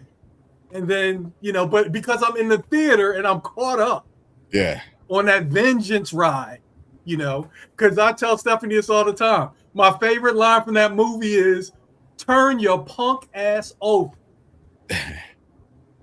Whenever I'll say it before he says it. Whenever I see Ice Cube, that's the first line that pops in my head. Because I love that line. I love that he smoked the dude. But guess what? Had he lived to go to trial, he should have spent, the rest of his life in jail. Fair point. Wig, you quiet. Jump in on this, man. I don't know, brothers. It's a lot. It's a lot. You had a young man. He. I'm with Rich. I think he does deserve to be punished because he did what he did. But I'm on the other end. I'm on. No, I said that. Rich said he deserves to get off. Okay, I'm sorry. No, if it had happened the other way, Biff would have got off. So Wait a minute. What I'm saying is, real quick, once we hear everybody's testimony, because I heard testimonies from people on Facebook allegedly that's saying that he didn't have a choice, that he wasn't feared for his life, and Austin was so big and so much bigger than him that he did. Was he 300 pounds? He was 210, I think. Okay, because Jasmine Crockett had him 300 plus. Don't let Stephen A. Smith hear anything about Crockett. Go ahead, Mr. Wig. That's another story for another time. Go ahead, Mr. Wig. Go ahead. Yeah, but only thing I'm saying is that I think the kid was 17, 18 years old, Carmelo. In retro, us being older, we know what battles to pick. Yeah. At that age there, everything is a battle. Anybody that tries to test your little manhood, you want to prove that you're a man. So I can't say I blame him for not walking away. And I would also say, why is it that we have to teach our kids to be the one to walk away? We always have to be as we tell our kids, we tell our kids not how not to get in trouble. They tell their kids not to get in trouble. Hmm. Because as if their kids have an option. We have to teach ours how not to get in trouble. Yeah. We do, because we want our kids to survive. No, exactly. So that's going to go back to what Glass said about the dad when the dad finally showed his colors. So nobody can tell me this Austin going under that tent and them saying something to him, that was by mistake because it's taught Okay. at home. It's You taught tell at home. I'm better than you. You're better than them. They have to do what you say do. That's the mentality. So Watermelon Felon wasn't a far stretch for his dad. Oh no, that wasn't a stretch at all. That was right in his So wheelhouse. I was He was like, waiting. He waited. I bet you he waited weeks to drop that. oh, he crafted it. Yeah, he waited. He waited on it. He came and crafted it and then said, I'm gonna drop it right here. As soon as it's over, I'm gonna drop it. I know so exactly what I'm gonna say. Yeah, right. Now I'm So gonna I, say it. so I ain't saying he should get off. You know what I'm saying? If there is some type of a punishment, I don't think that was very extreme. Yeah. So it is, we all are held. We are, some of us have to learn our issues, learn rights and wrongs at a younger age, where some mistakes you can't come back from. We I all think we all we all know that. You know what I'm I think saying? single digit years, But I would be you okay with know, that. but when we're not, I you don't like to put race in things. Now I always tell people what Glass said some one time, and he said we look at America through a tinted lens because we have to, because we're never going to get a fair shake. No, because it's there. It's there. It's always there. Like Right, oxygen. right. Race is always there. Now whether it puts a thumb on the scale, that's the part that differs. But it's always there. Just like, what's always there? Sex is always there. But for some reason, we have an easier time dealing with sex. But sex is always there. Yeah. You know So what's funny about this? So Austin ran in the tent with his brother and said, "Hey, you got to get out of here." Even though Karmelo Anthony was invited by another student to come into the tent so he wouldn't get rained on, and that's the Christian thing to do. You don't want to see nobody get rained on. Come on over here. We don't care if you are the opposing side. That's what God-fearing people do. Austin, by his actions, along with his brother Hunter, they said, "We don't care about you getting rained on." But now, what if Carmelo had been with Jalen, Javante, and Tyrone? Think they would have ran up on him talking that stuff then? No, they wouldn't have. No. They would have thought twice. So when you thought you had to jump on somebody to bully somebody, a smaller kid than you, I think he played linebacker, if I'm correct. So, Hey, Jay Glass, can we get the physical stats on Mr. Austin? Sure.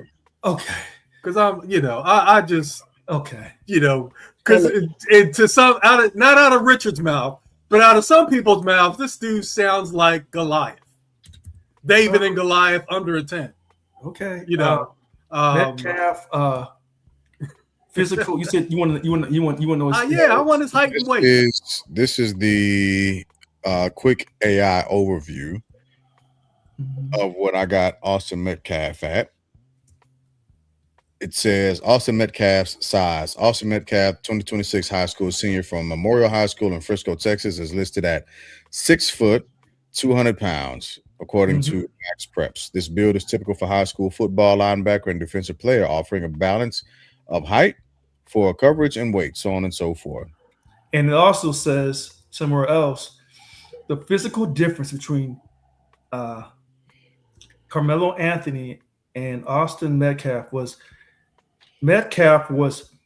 50 to 60 pounds heavier than poor Carmelo Anthony.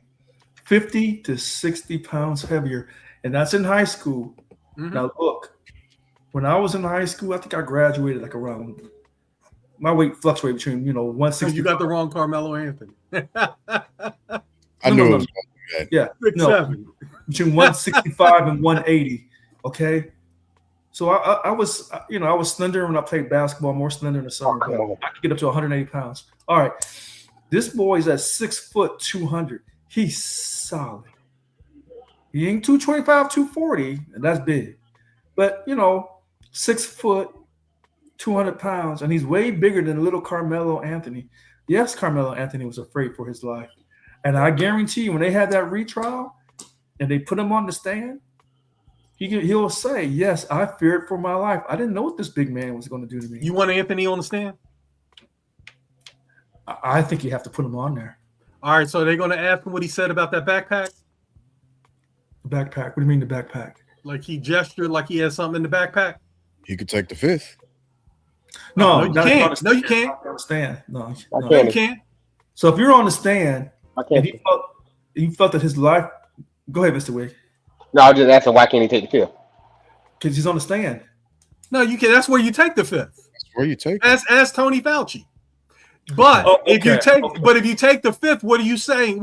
If I'm a juror Mhm. and you're getting asked about what you said when you dug your hand into your backpack, and then you say, I'm going to take the Fifth Amendment because I don't want to incriminate myself, Right. I'm a juror. Guess what you've just done to me? Right. You influence the jury to go against you. So, but the thing about it is, this young man, from the evidence that I heard, he was in fear for his life. And we already can see, even though I'm not allowed to say this, about the daddy's behavior, transcends into his children. But anybody who acts like Jeff Metcalf, then I'm going to question how those children are being raised. Now the wife, the ex-wife, she's not saying much. She could clear up a lot of this. Because it does appear to me that Austin felt like he could bully anybody he wanted. And then this time he got challenged. But he didn't get challenged. Somebody responded to his bulliness. So I do feel that could he have run out and saved his life in that rain? No, because it's raining. He would have fallen, busted his head. Stop. Okay. Come on. Okay. He could have ran. Okay, so he would have ran in the rain and not being able to run very fast, and Austin would have had to jump on him because he's already standing over him. So how could he have run? Because when he walked on in the tent, he was standing over Carmelo, and that's why Carmelo felt like his life was threatened, and he wanted to stand his ground per Texas law. So he had a little small pocket knife that wasn't illegal.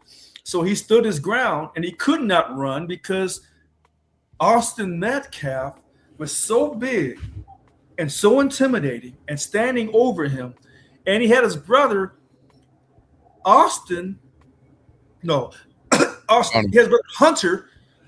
Hunter was right by his side. So Carmelo was trapped. There was no way out for poor Carmelo. Well, I see what you did there. And I'm not saying that I totally disagree with you, but I also can't say that I agree with you, because it could paint a picture like if Lynn and I rode up on a guy that's 5'6", 5'7", right? It's over. And yeah, we're towering over him. That poor fella will automatically feel defeated, deflated, and be like, hey, wait a minute, like you got me cornered. So I definitely understand your. And it's raining. You couldn't run. But that's not that. It's possible that he would have fallen on the metal bleachers. So somebody's standing over you while you're sitting down in the bleachers underneath the tent, and they're standing over you, and you think they're going to let you get up and run?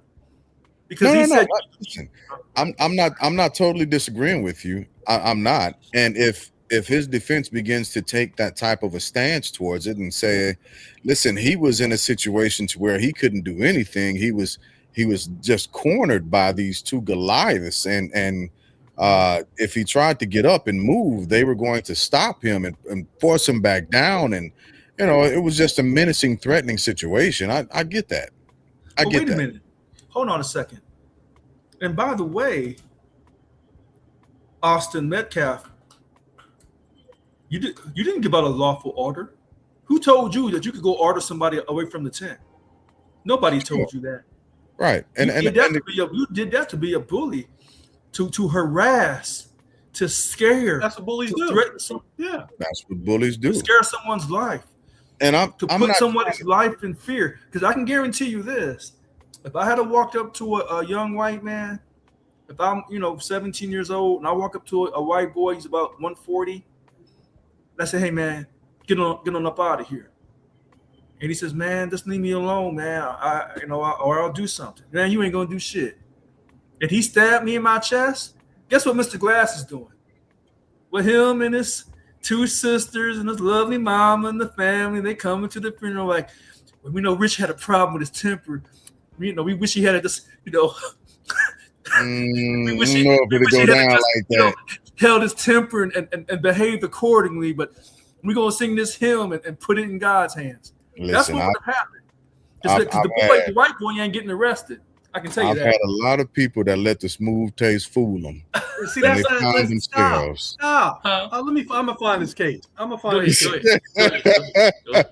I've had a lot of people. Hey, but Lynn, while you look for the case, my thing is this: there are outliers. When OJ got off, that was an outlier. 9 times out of 10, any other black man would have been convicted and possibly given the death penalty if it wasn't in California.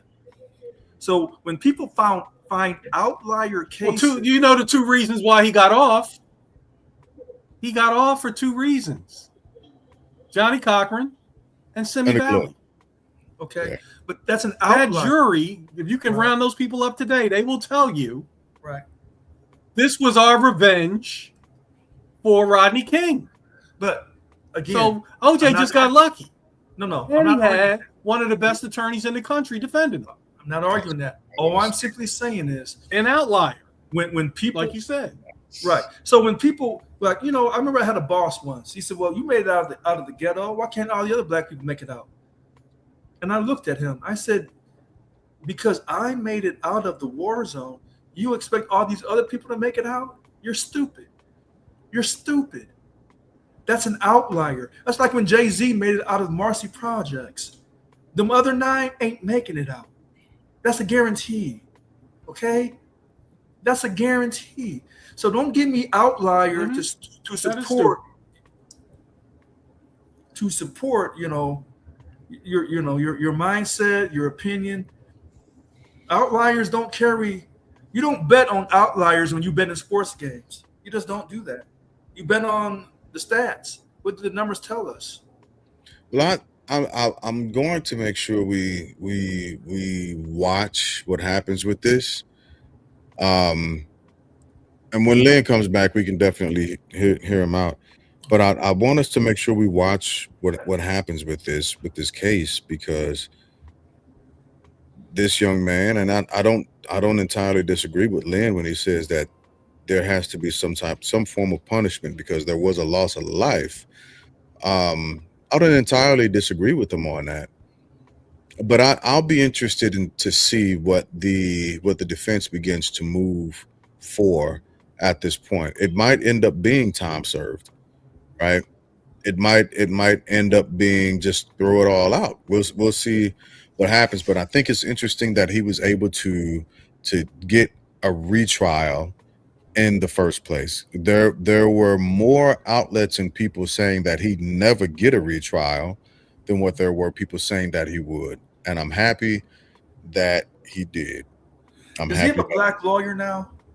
Karmelo Anthony? I'd have to go back and check that out. I'm not exactly sure who's representing him right now. But I'm glad you said that, because that's something that I think he does. Here, I'll look it up. I'll look to see his new Karmelo Anthony's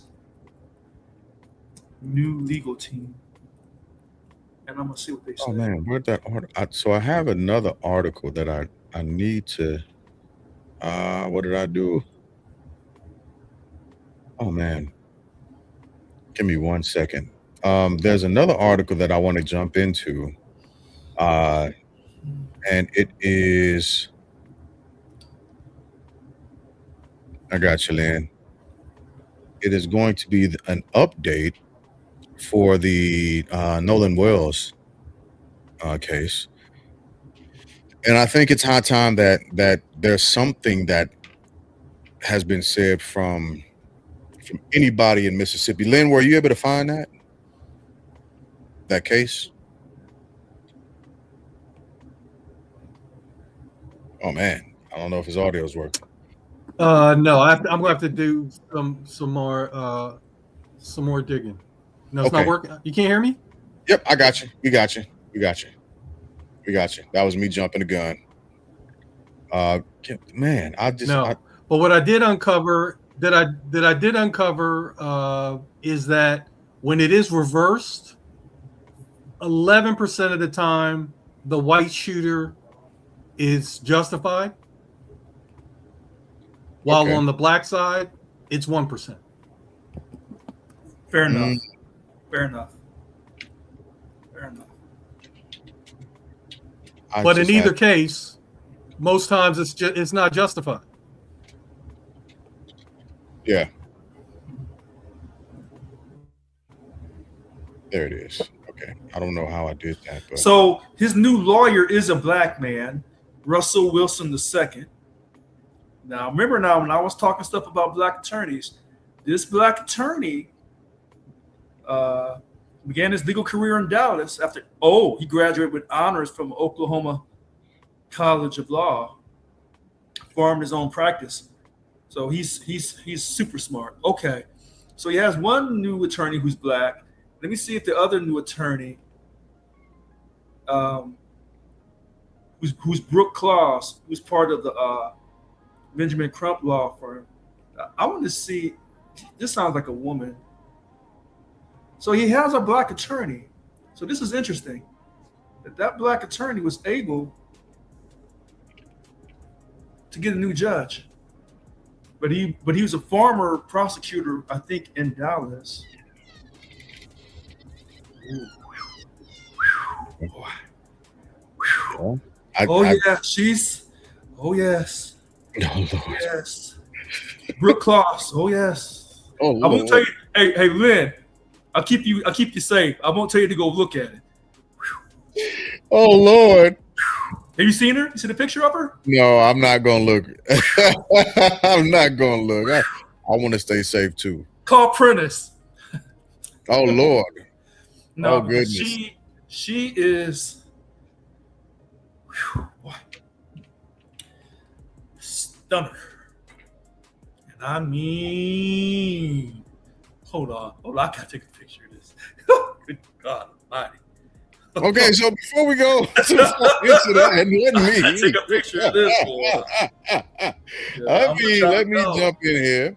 I want y'all to know, hey, don't get food.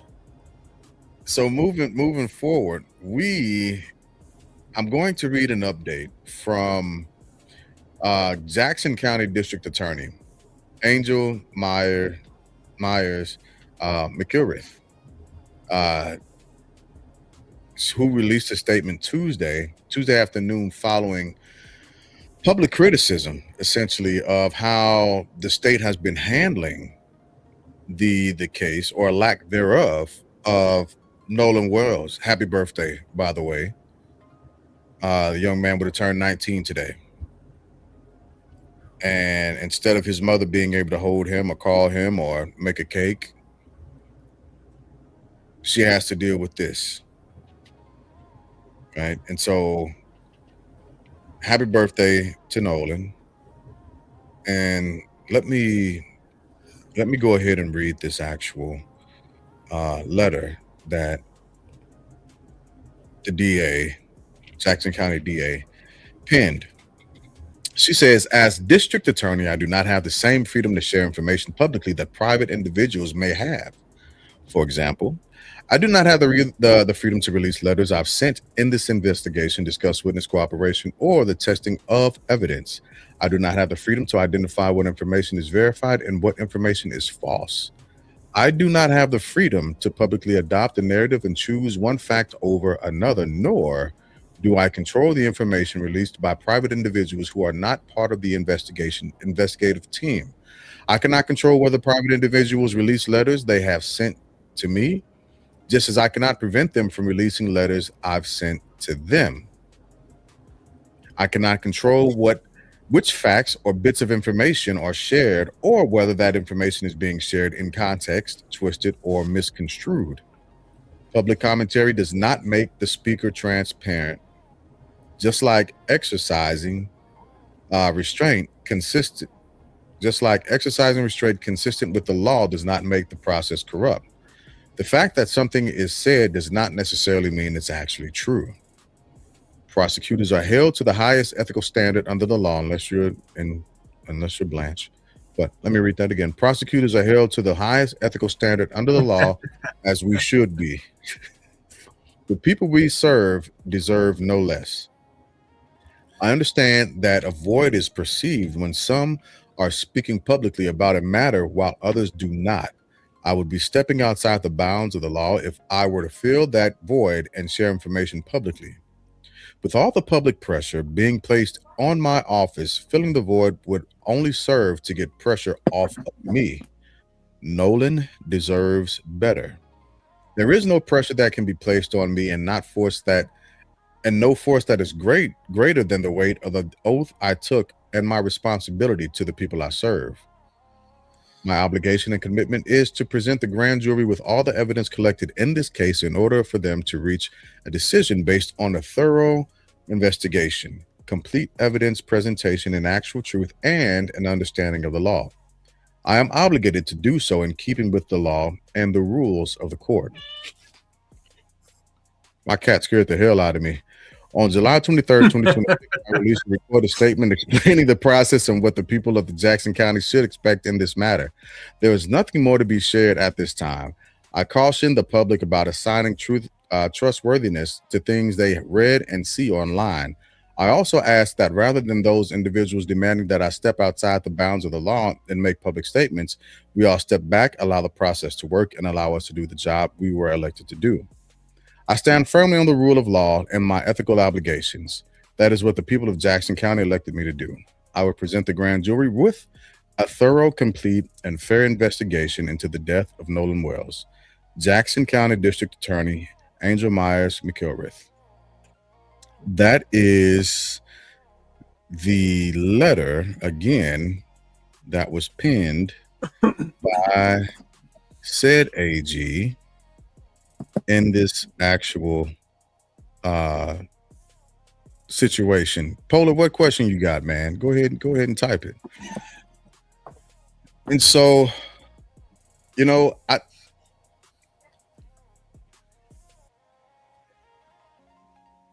I don't know what's wrong with my daughter. I don't. She let my cat down here. Anyway, so where are we with that statement? And I'll start with Wig. I see Rich is ready. I see it on your face. I gotta let it ride for a split second. I gotta let it ride. Wig, where you at with that, man?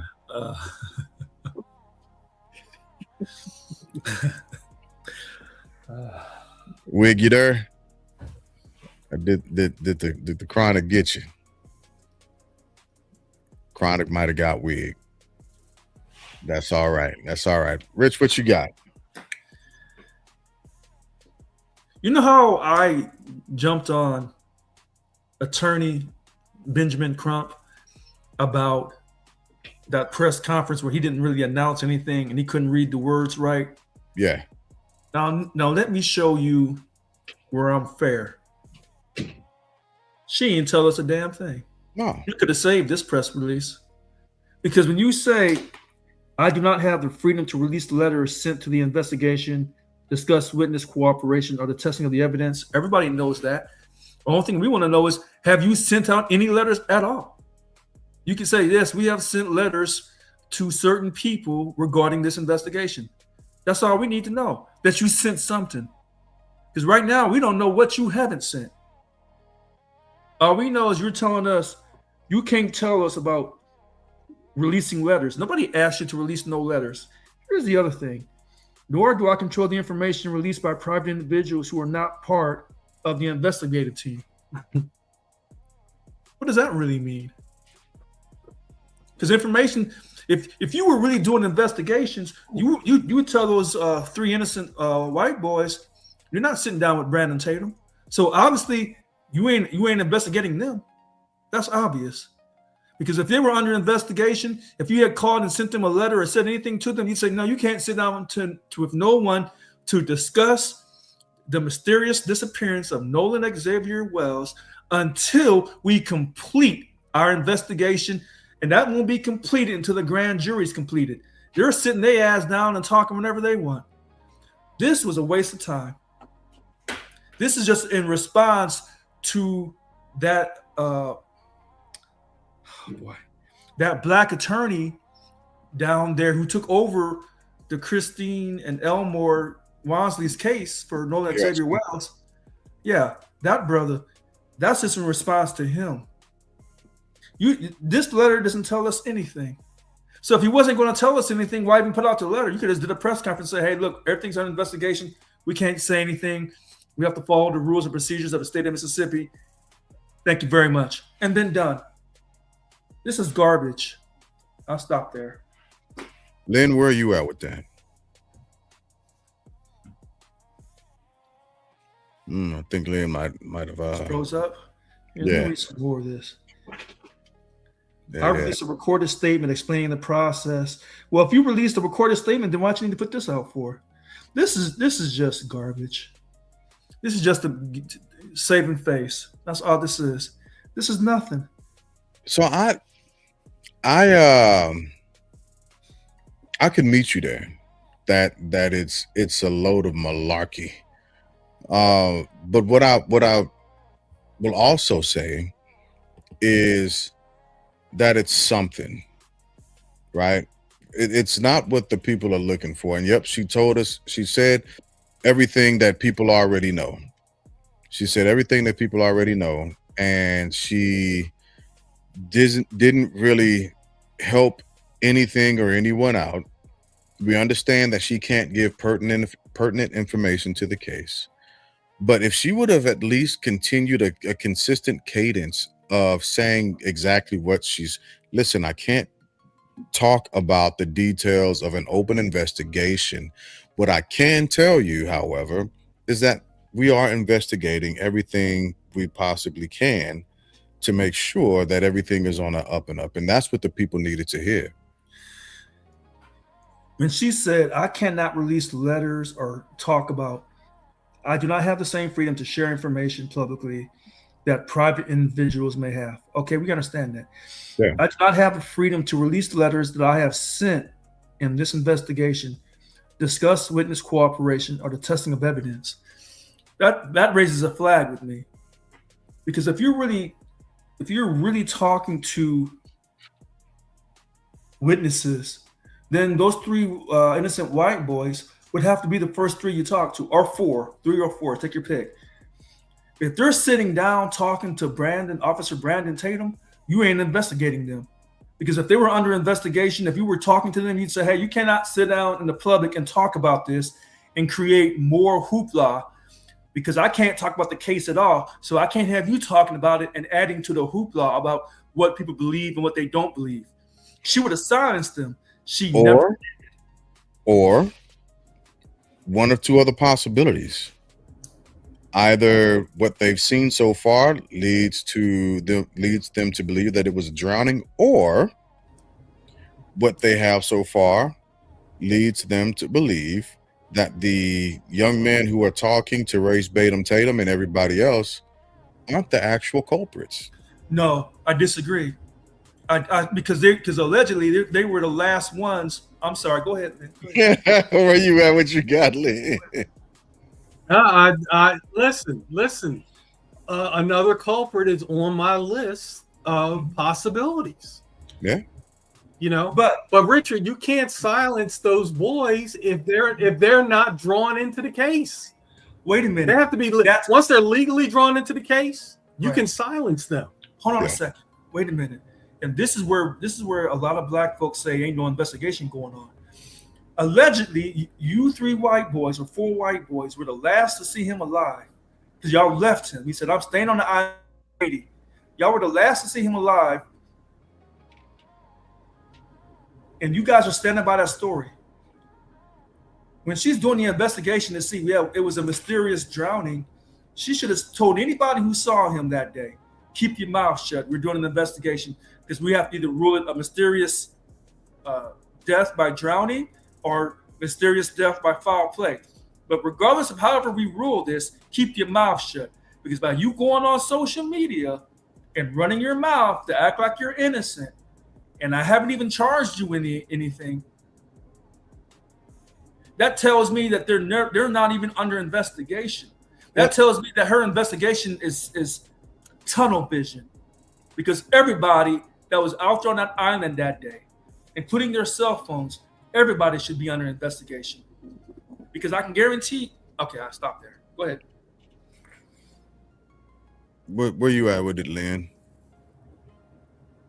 Did he freeze? Oh man. So I hear what you're saying. I'm bringing into this is first, if they aren't the ones under investigation, she can't silence them. And that's kind of what she was telling us in the letter, right? But also them having private lawyers, it would be up to the private lawyer to tell their clients to be quiet a little bit instead of going out on this public court of opinion type of campaign to get pressure off of them and move it to the mom. So maybe it's not them that fall under the investigation. Maybe they are telling the truth, and the last time they saw him was when he said he was going to go talk to another mutual friend or Katie. Maybe in his return back to the boat, he detoured to another friend's boat and he didn't make it back with them.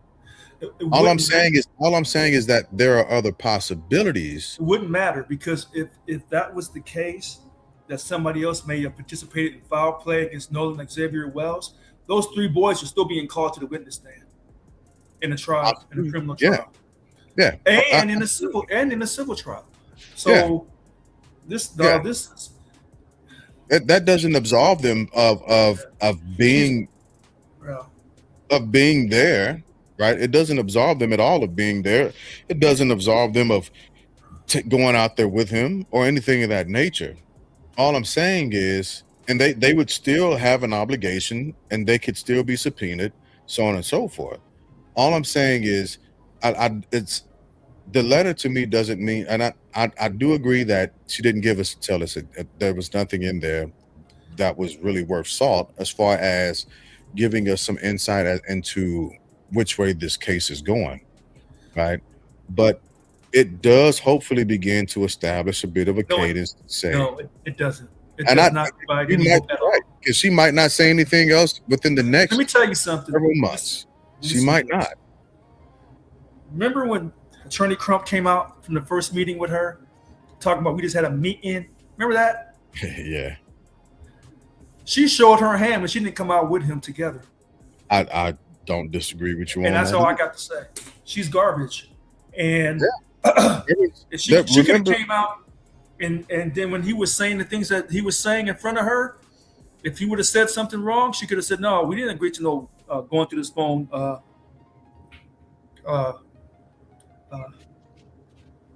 jointly. She could have corrected him. That's why she didn't want to go outside with him.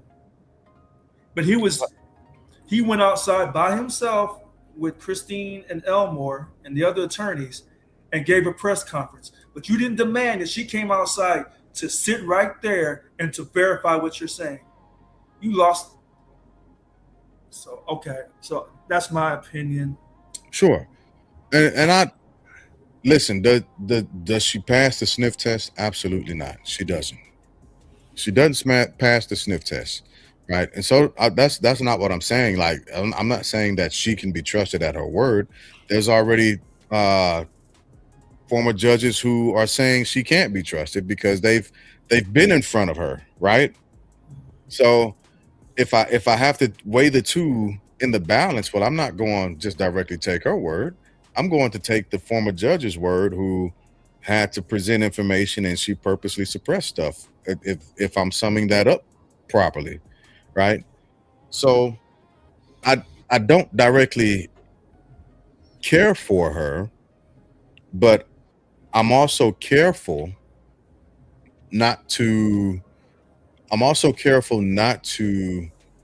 move what's going on, Oscar, move directly over to a point of foul play on their side. I am. Yes, that's fine. But I'm just saying we don't have all the evidence that points directly. And here's the problem: they have no intention of ever showing any evidence at all, except for the evidence they manufacture. That's the problem. And that's possible, right? We were saying not too long ago that a lawyer's job is to suppress the truth. If they were doing a real investigation, they would have subpoenaed that phone. And they're not doing no real investigation. But how can they subpoena the phone if there's nobody that's being held liable for anything? That tells you there's no investigation. Their minds are already made up. That's what that tells you.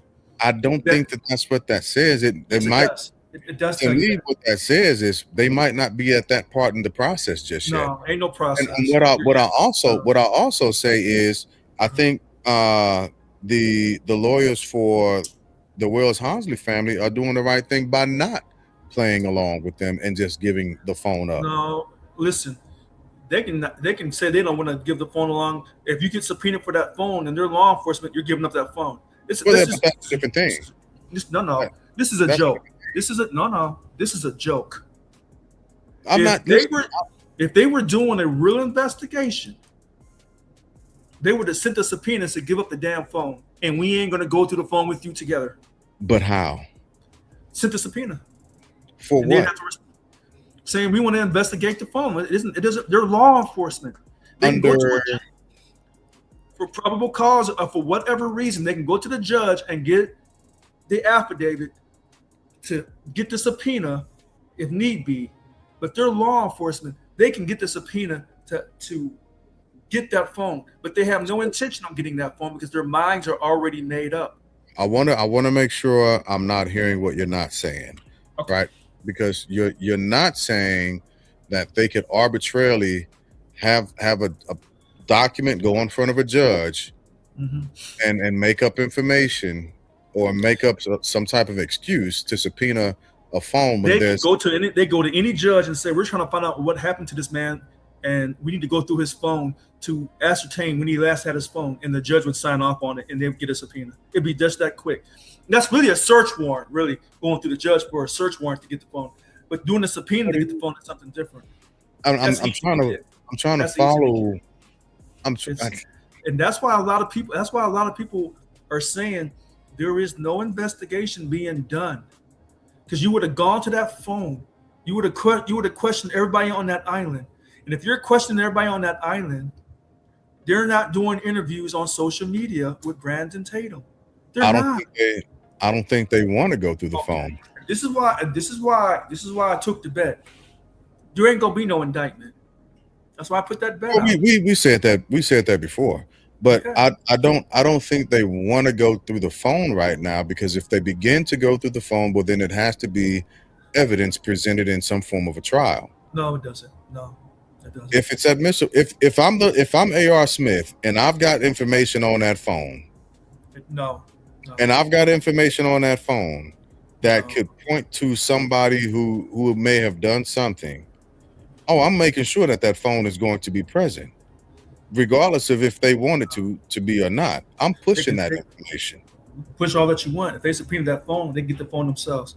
They don't No, want the. we're kind of saying the same thing. What I'm saying is, if the phone is the smoking gun, there's a reason why No, the phone does not have to be the smoking gun, but it's part of that man's property. That when he disappeared, somehow his phone didn't disappear with him. So you go search that phone because that may lead you to evidence. It's reasonable. It's reasonable cause. This is easy.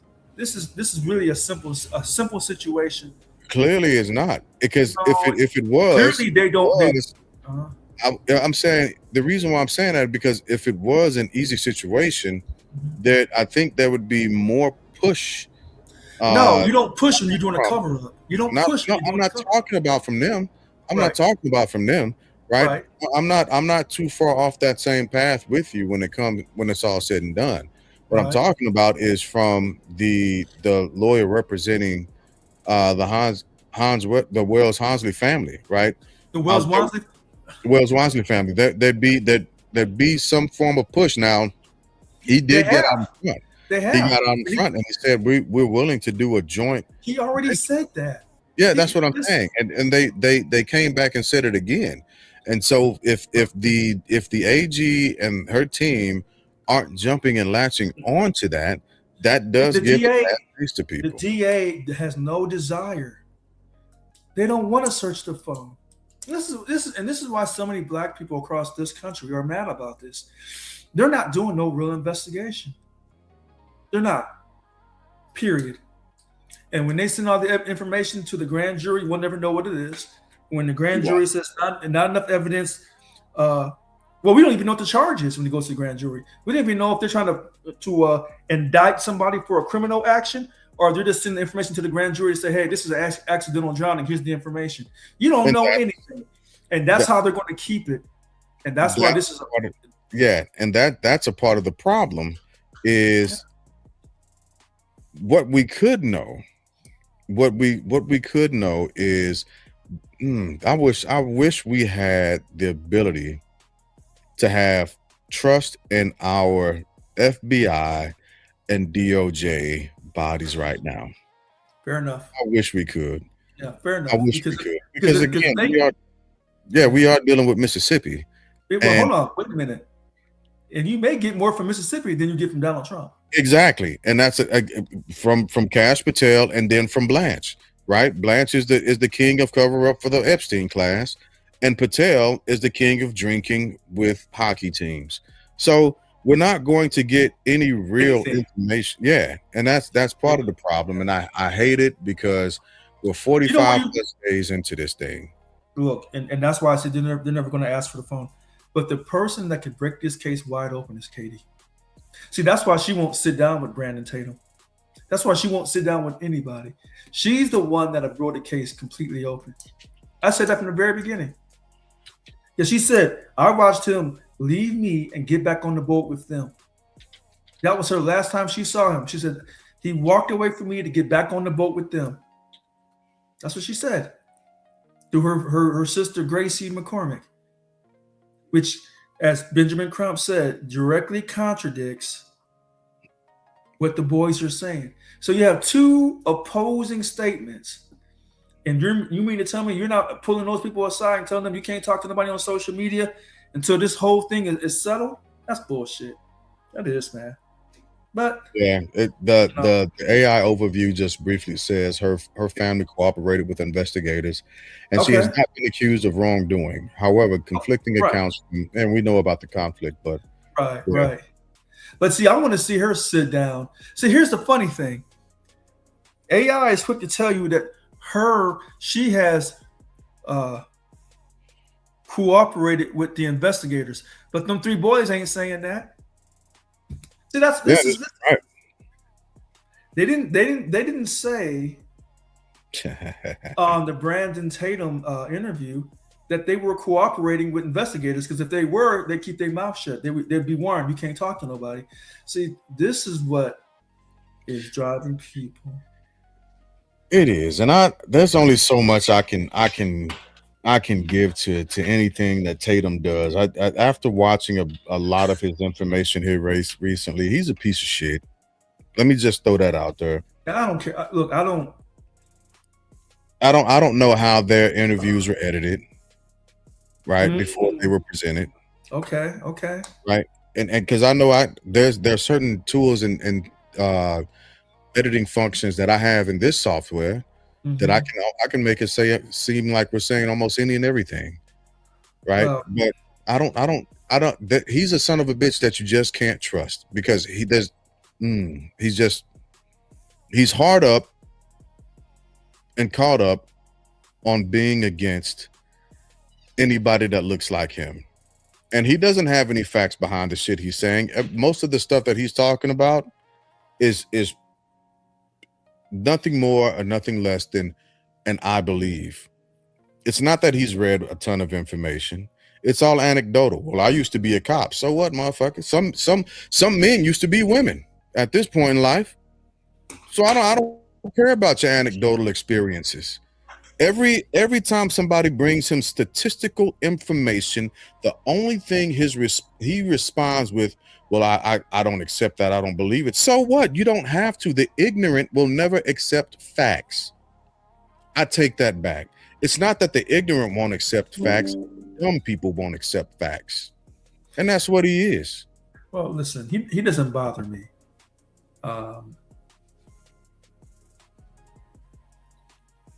I've seen him go on shows. I think he even talked to Stephen A. Smith. So he doesn't, Brandon Tatum doesn't bother me. He really, I know black men like him. Yeah, it's not that he bothers me so much. It's just that he is always he'll always be that one for them.